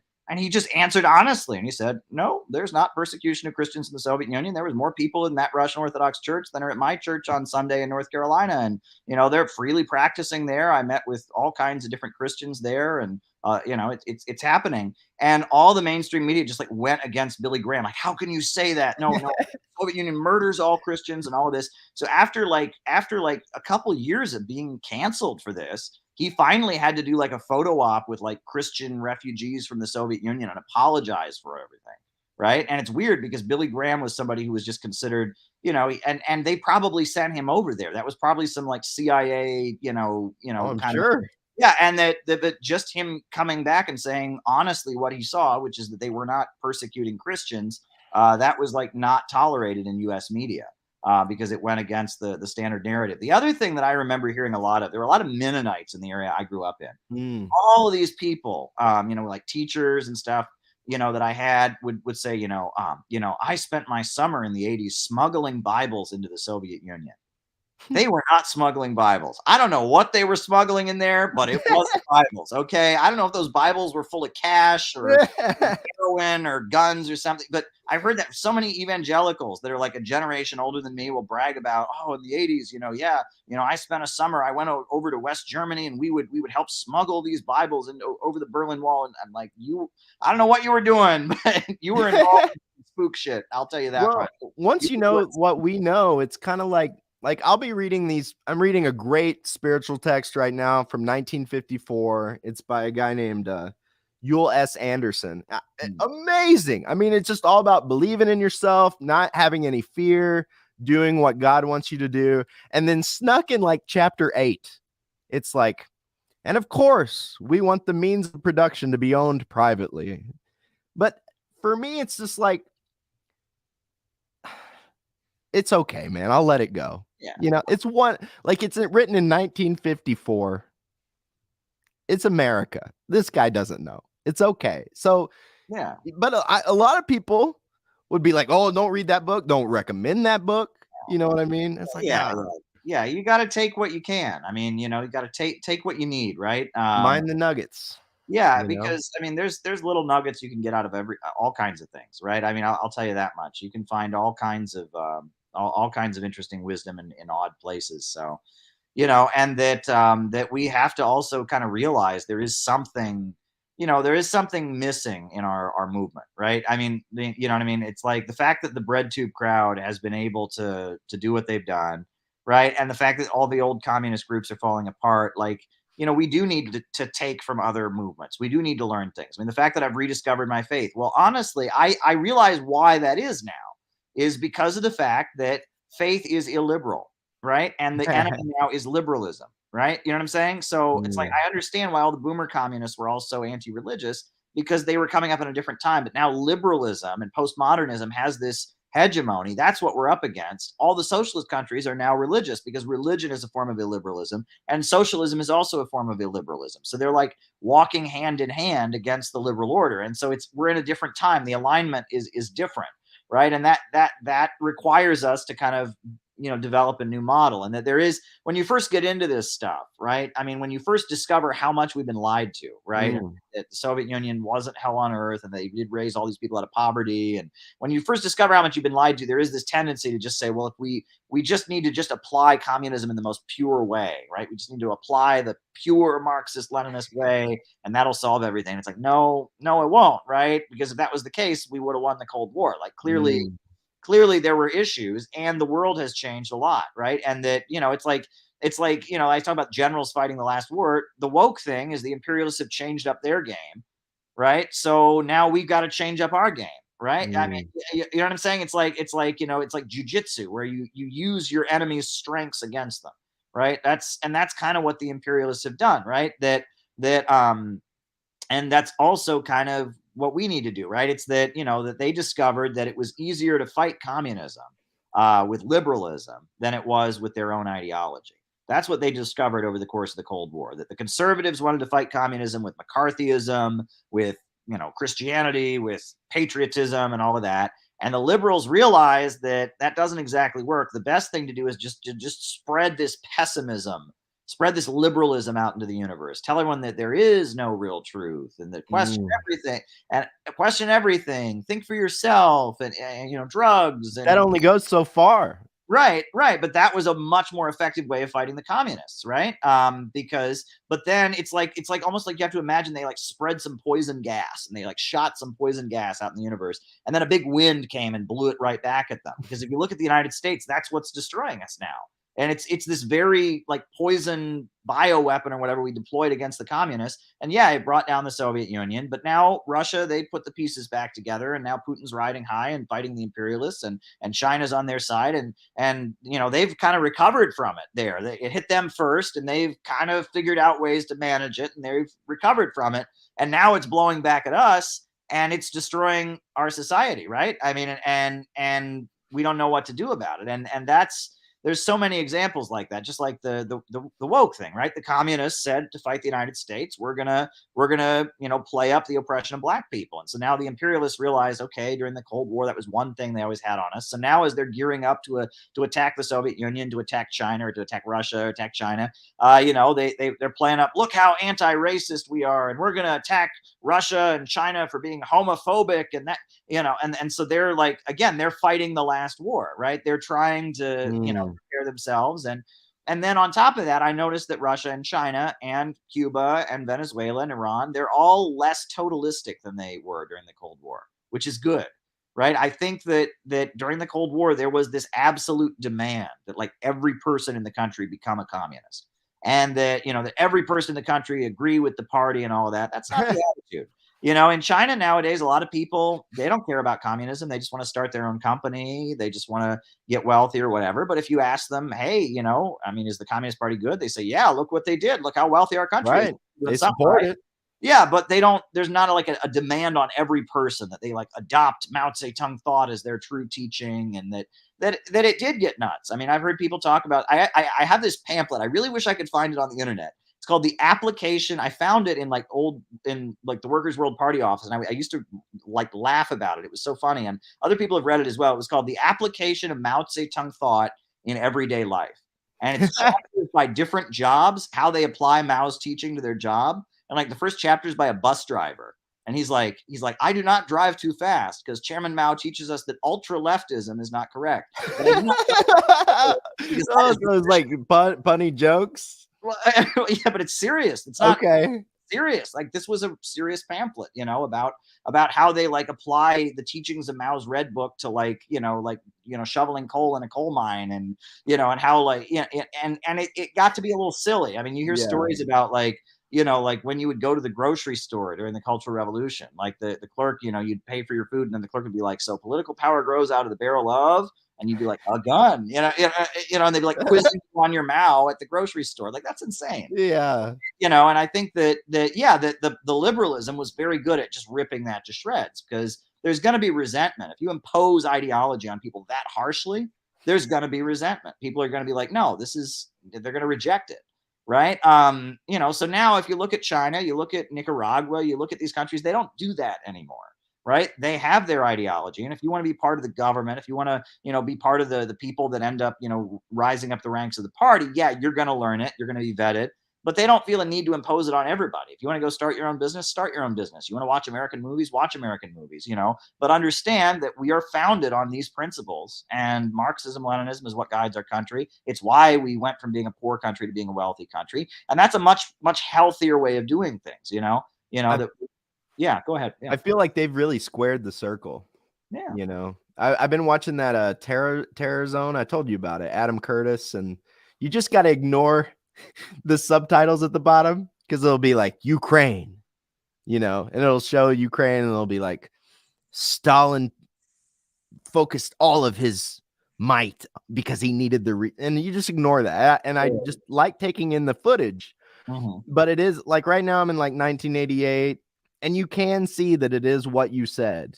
They didn't bend, so they broke, like they're showing Gorbachev brings in the computers, he's going to try that, but I'm like, God, these people just need a market sector.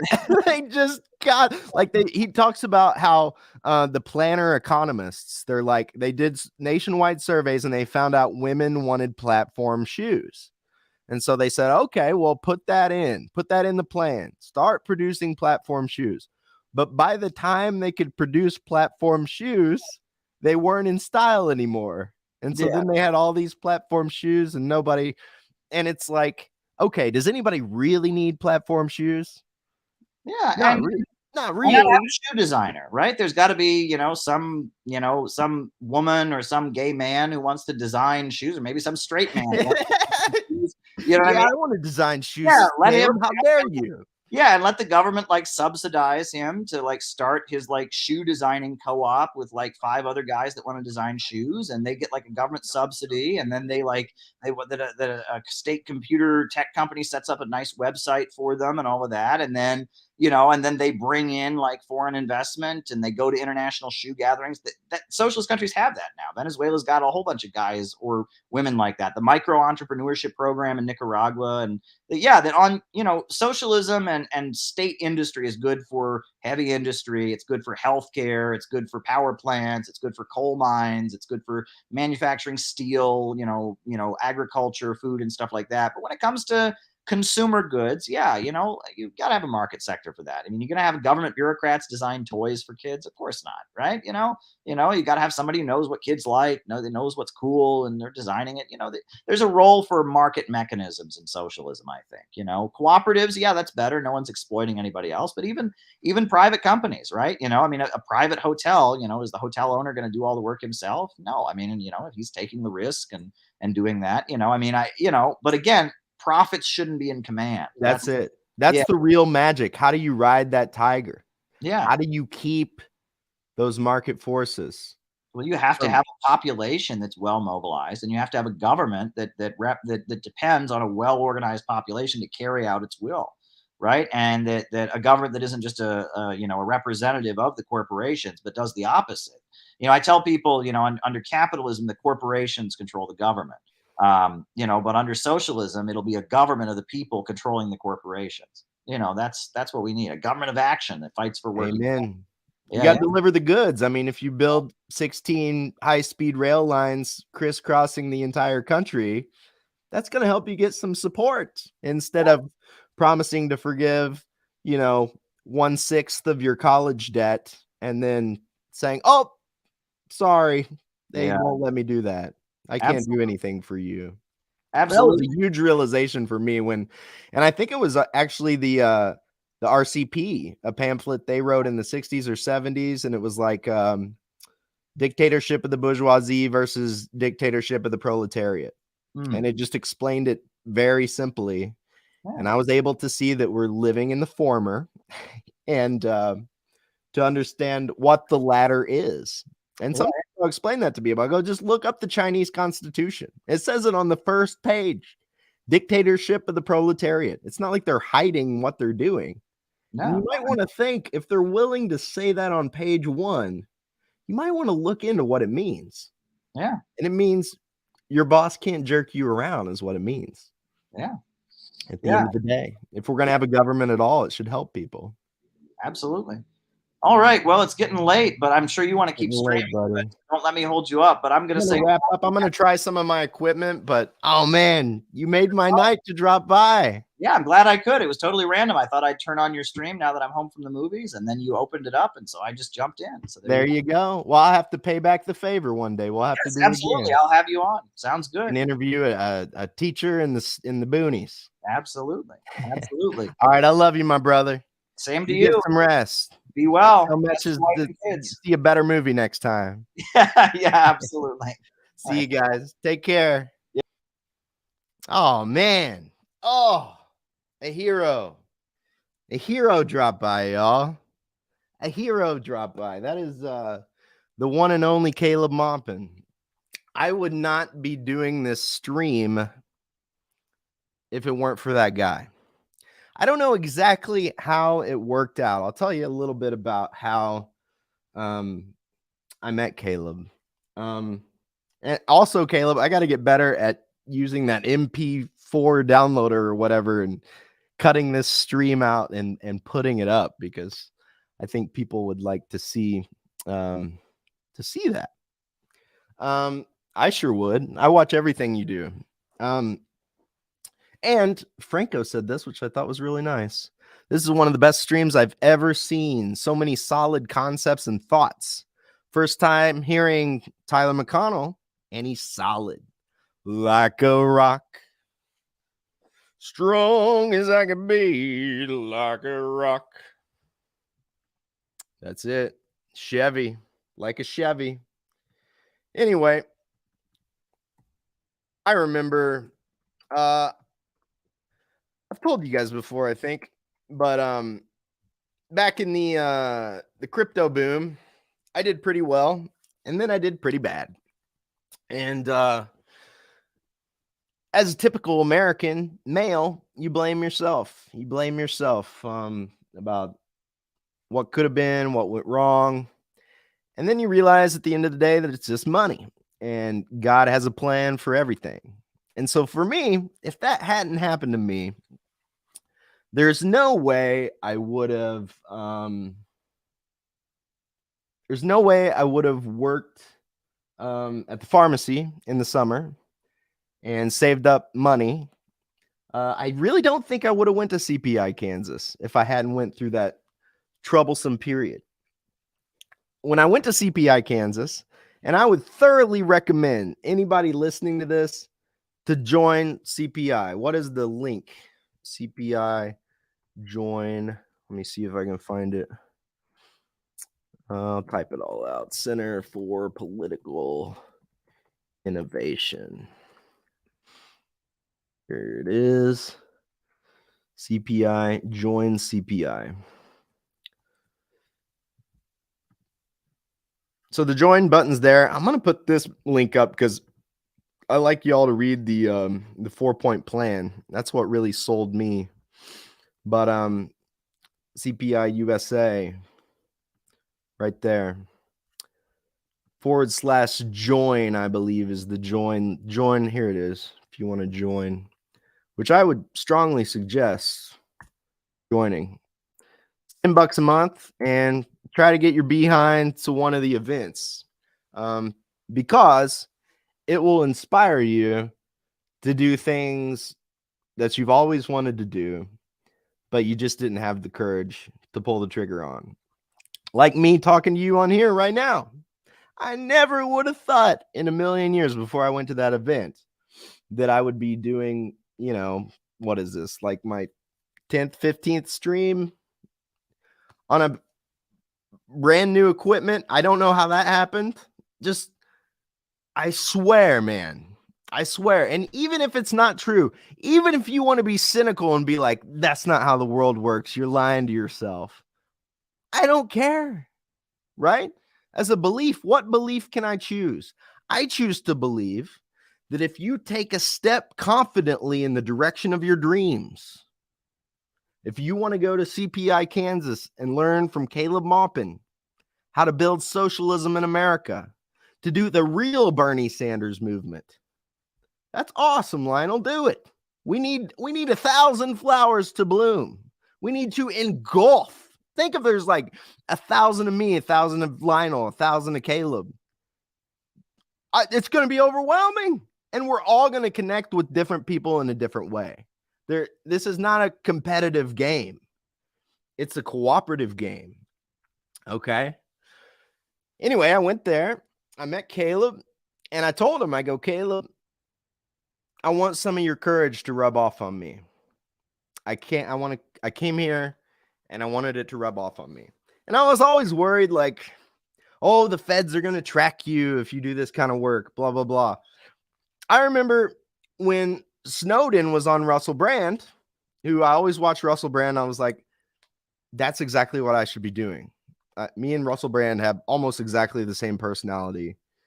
And we're just made to be social commentators, to try to entertain people, make people laugh, and tell you the truth, what's going on in the news. And, I think I'll have job security as long as the American imperialist government lies to its people.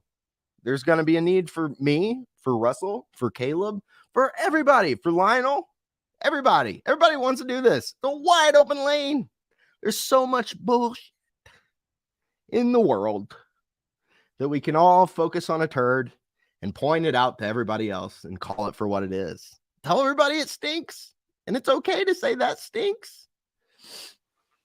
But Snowden, he told Russell, he said, oh, Russell, the fact that I'm on your show, they have a file on you. And Russell thought about it and he was like, I thought about it and I thought, do I want to have a file on me? It's kind of scary. But then my second thought was, do I want to live the kind of life where they don't have a file on me? And then it clicked for me. Every cool person in the history of this country has an FBI file. You can look them up online. You really can. Let's look one up. Let's look up FBI file Martin Luther King. Hey, they dedicated a day to him. Let's look it up. Present, share screen. Here it is. FBI records, Martin Luther King. Oh, they went to work on him. It's pages and pages and pages and pages and pages. Oh, it goes on. They even wrote a table of contents. A table of contents. Well, this is if you're super duper based.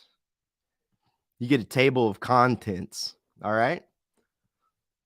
So that's probably the moral leader of America, if I can think of one. Let's do FBI file Albert Einstein. Oh, they got one on him too. Look at this. FBI Albert Einstein. What are they mad at him about? I remember looking into this before. They were mad because he had affiliated with some socialist groups. He's got anarchists in his social circle. He's affiliated. Albert Einstein believes in, advises, advocates, or teaches a doctrine which, in a legal sense, as bold by the court and others. cases would allow anarchy to stalk in unmolested and result in government only in name. Albert Einstein believes in or is affiliated with communist groups that advocate the overthrow by force or violence of the United States government. He advocates acts of rebellion against the basic principles. So there you go. Right? And I could go on and on and on and on. They go on forever. There is no sense in being scared of these people. Unless you don't want to be like Martin Luther King, or you don't want to be like Albert Einstein, or you don't want to be like Russell Brand, or Edward Snowden, or Julian Assange.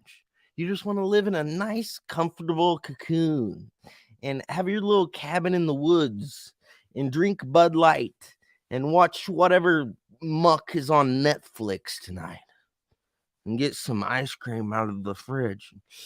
Oh, go in your comfy bed and just live like that. I mean, sounds nice. I'm going to do it here in a second. But in the meantime, I'm going to get on here and shout into the internet a little bit. Why not? It makes me feel like life is worth living. So in a nutshell, I mean, that's what I did. So I went to CPI Kansas. Caleb rubbed off on me. I went to CPI Chicago because I was so inspired by what happened at CPI Kansas. At CPI Chicago, I recorded Garland Nixon, the Uhuru movement speeches. I met Nick Brana, who's became a friend of mine. I would highly, the next one is March 25th. We don't know exactly where it is, but I don't necessarily even know how I'm going to get the money, but I'm going to figure it out. I'm going to get it together.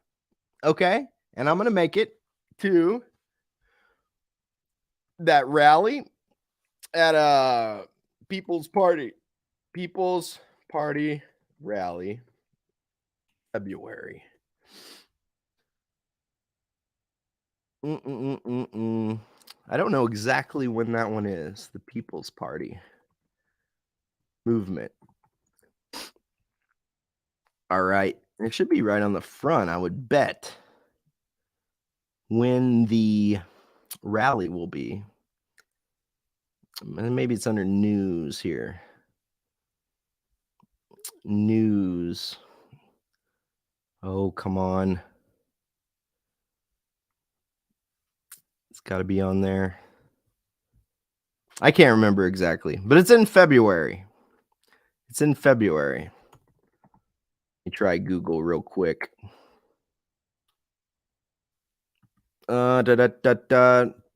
Movement for People's Party. Anti-war rally.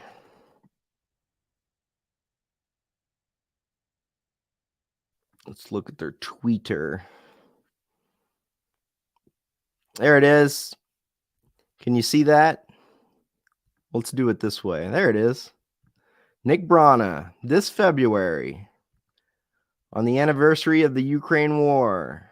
So February 19th, we're going to Washington, D.C. to rage against the war machine. We rally at the Lincoln Memorial with vets, speakers, rock bands, and comedians that march to the White House to demand an end to the billions going to Ukraine. Rage against the war machine. So I'm going to do that one. I don't know exactly. I've never been to Washington, D.C. I've never been east of Tennessee, honestly. But I'm going to do it. Okay. March 25th is when the CPI event will be. I don't know. I don't think it's on the CPI website.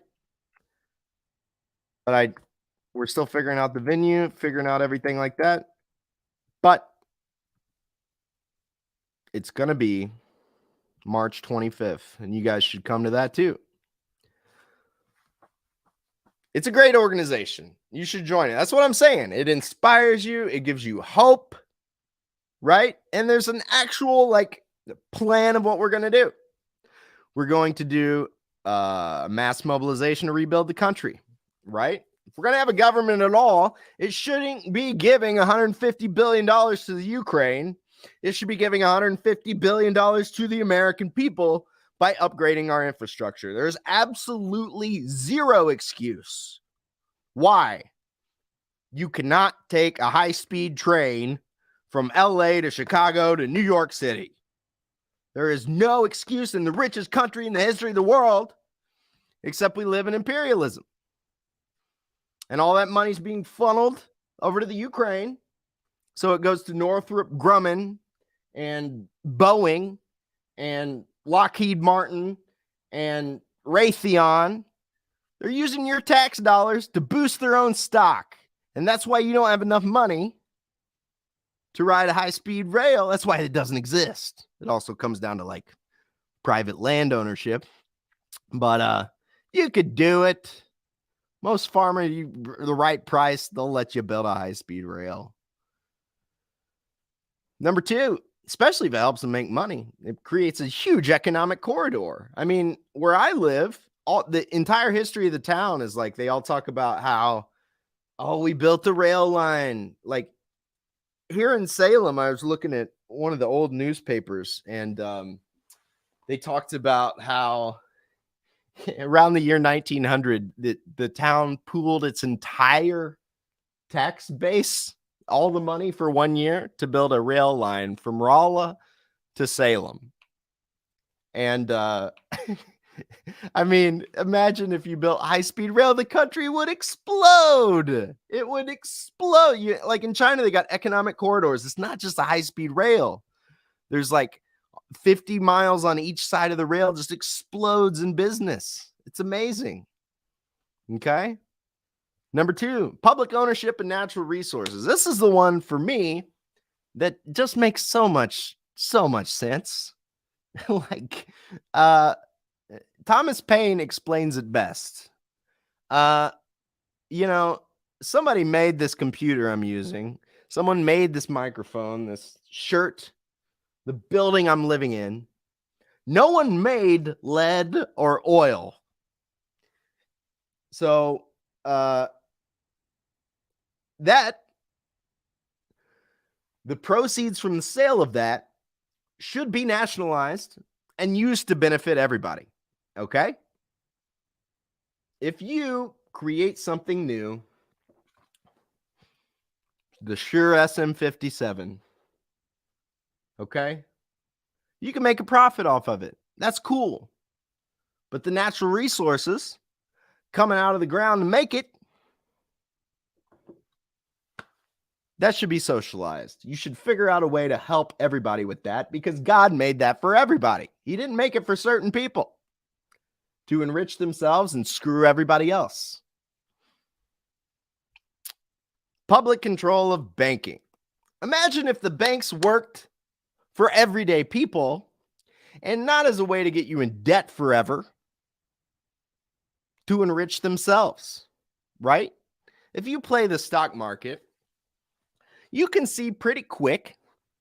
I've done the math. It's something like where I live, to make what a teacher makes in if you get a 7% return on stocks every year, to make what a teacher makes, you need about, I think it was 250, 300 grand. If you have that in an index fund, and if that index returns 7% a year, which it has for the past, I don't know, quite a few years. It doesn't look like it's going to here in the next few, but you don't have to work anymore. And that's considered the American dream, not to have to work anymore, right? Well, that's about as lazy as you can get, isn't it? What if somebody just gave you that money? Lucky, I guess, ain't got to work anymore. And it's not even that person I'm concerned about, right? What happened? That's 300,000. You can make, 30,000, 10% return, 350,000. Make about what a teacher makes. Imagine if you got 3 billion in the index fund, right? I can't even do the math, but what would it be? 30 million a year? Just something like that. You ain't got to do nothing. Public banking should not be used for speculation. It could be used to help you start your small business, help build the high-speed rail, develop the economy. And you finish FDR's economic bill of rights. Right to a job, housing, education, healthcare should be added to the U.S. Constitution. Okay.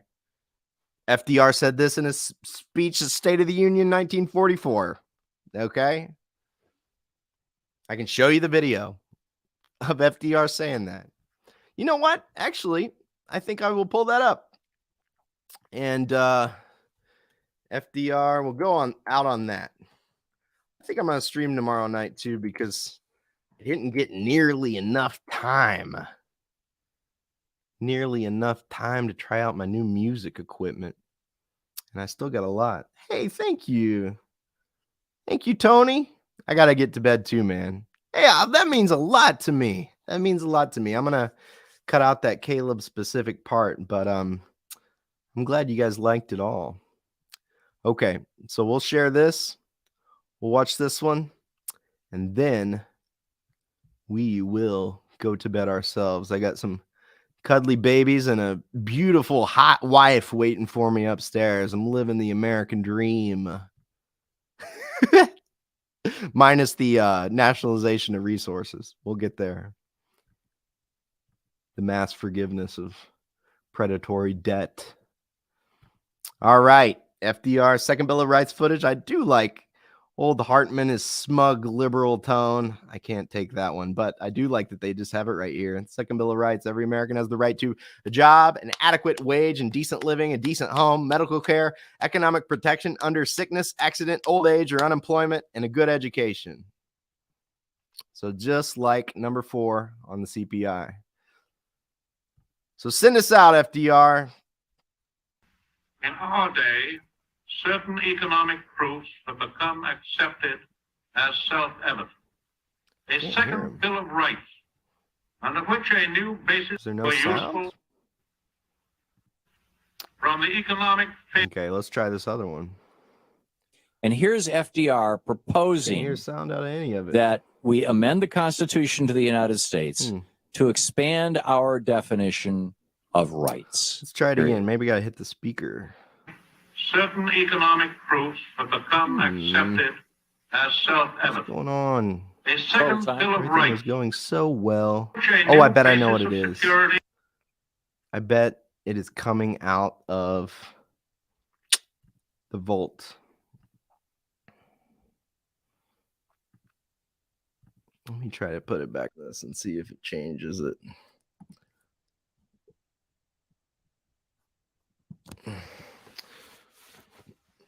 Hang on 1 second. Learn by doing, says Caleb. Learn by doing.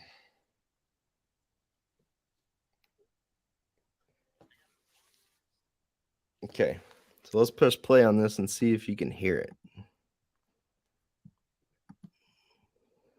And prosperity can be established for all, regardless of station or race or Yeah, you can hear it. Okay. Let's see if this one works. In our day, certain economic proofs have become accepted as self-evident. A second Bill of Rights, under which a new basis of security and prosperity can be. In our day, here we go. Certain economic proofs have become accepted as self-evident. A second Bill of Rights, under which a new basis of security and prosperity can be established for all, regardless of station or race or creed.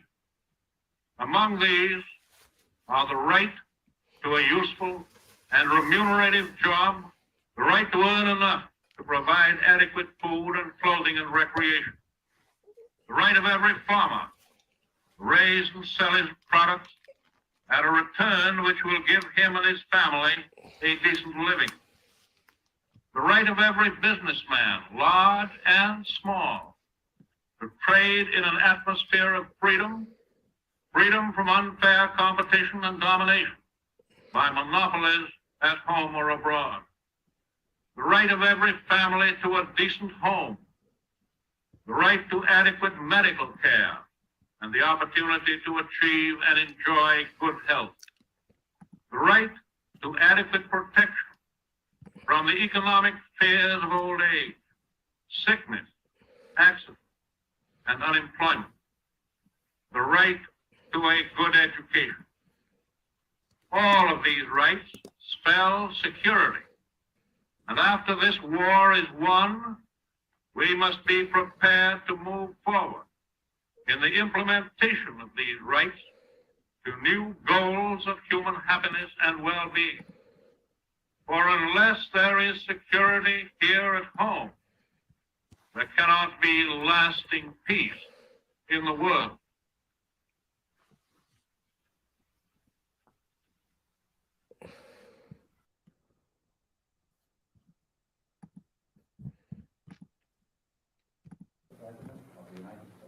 All right. There My works. friends, you know, I'm gonna this try is not a one fire last thing just to see. I put these headphones on and I got the sound coming out of the Volt now. Let's turn this microphone volume up. Can I hear it? Can I hear it? Direct monitoring. Okay. I can hear that coming out of the left. Vintage. Let's do vintage. Oh, that does sound nice up front like that. I think I got to get a boom down here. Ooh, that sounds nice. Ooh, I do like that. I do like that. That sounds nice. Sounds nice. See, I'm starting to play with my music equipment and I'm starting to get excited. Okay. That's that one. Okay. Volt. Okay. Let's just try putting the sound out of the Volt. Oh, output out through Volt. Let's do that. Yeah, it did, baby. Boom, boom, boom, boom, boom, boom, boom, boom. Got that Joe. Pull it up, Jamie. Pull that up, Jamie. Pull it up. Pull up the panda with the pants off. Pull it up. Pull it up. Pull it up, Jamie. Oh man. Like I said, there's room for us all on this crazy internet business. All right, so let's see if this plays out through my headphones now. Side chat on war. Industry were grinding to a full stop. Nope.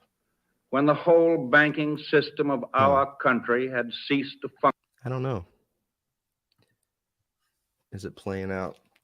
Is it playing out through this? Hello? Hello? Hello? Hello? Hello? Hello? Hello? Hello? Hello? Hello? I do like that preamp. I do kind of like the vintage preamp. I do kind of like it. I do kind of like it. All right. So let's hit play on this, and I'm going to see if it will come out.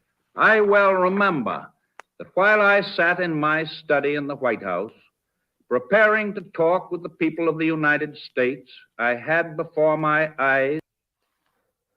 All right. Well, that works. I don't know why, but it does. And it's coming out on your end. I just can't hear it on my end. Don't know why. Got direct monitor.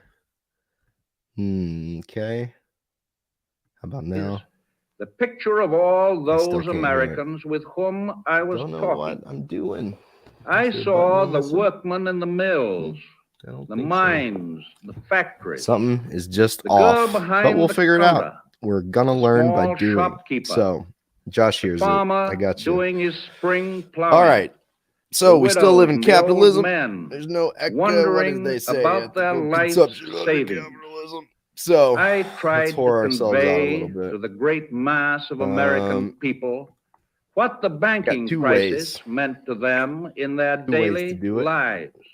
This is one. Tonight I want to do one the same person thing on this one with the same people. That actually is my Patreon. So that's one way. You can help me out on patreon.com. You can be number 2. The first loser on Patreon, which you're actually a winner. You'd be a great winner. That's not good salesmanship. This is why I'm a socialist and not a car salesman. And the other one is buymeacoffee.com. Tyler McConnell. And I actually like this one better. It's much prettier. I'll show you. I'll show you what it looks like here. buymeacoffee.com/Tyler McConnell. That one looks like this. I just think it's a much prettier website. You know, right here. Patreon just looks kind of ugly compared to this. But you can be a member on there. I got one member. Give me $5 a month. My friend Antonio. I love you, Antonio. Yes. I got one member on there. And my other Patreon is from Europe, which is amazing to me. I think they liked one of my Putin voiceovers. But yeah. All right. Enough of being gross on the internet. But it's there. If you want to help me out, you can. You don't have to. We're all hard up these days. I get it. I'm just glad to have your attention at all. You 3 beautiful people watching me. We got up to 10. That was big. We broke double digits. So thank you, Caleb. You're the star power of Caleb Maupin. It does it. All right. So I love you guys. And I asked my wife for permission. She's a big supporter of me as my wife. So I think she'll let me do this tomorrow. And I'll just leave this stuff down here. We'll take the computer and leave the rest. Big lock on the door. We should be okay. And we'll come back down here. I got my guitar back there. And tomorrow we'll make some music. We'll plug it in here. We'll get Ableton Live going on this new computer. And we'll jam a little bit. And we will go over Jimmy Dore, Max Blumenthal, and we'll listen to an old CIA spook get sloshed and tell the truth about what's really going on in the Ukraine and the wonderful, wonderful people leading that country. Okay? Oh, Josh, you're the man. I love your crown, buddy.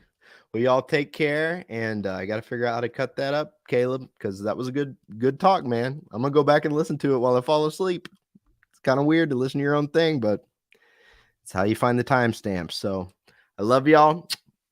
Peace out. Join the CPI. Listen to Tyler McConnell and Caleb Maupin. You're doing it already. You're beautiful, people. You're beautiful. You're beautiful. You're beautiful.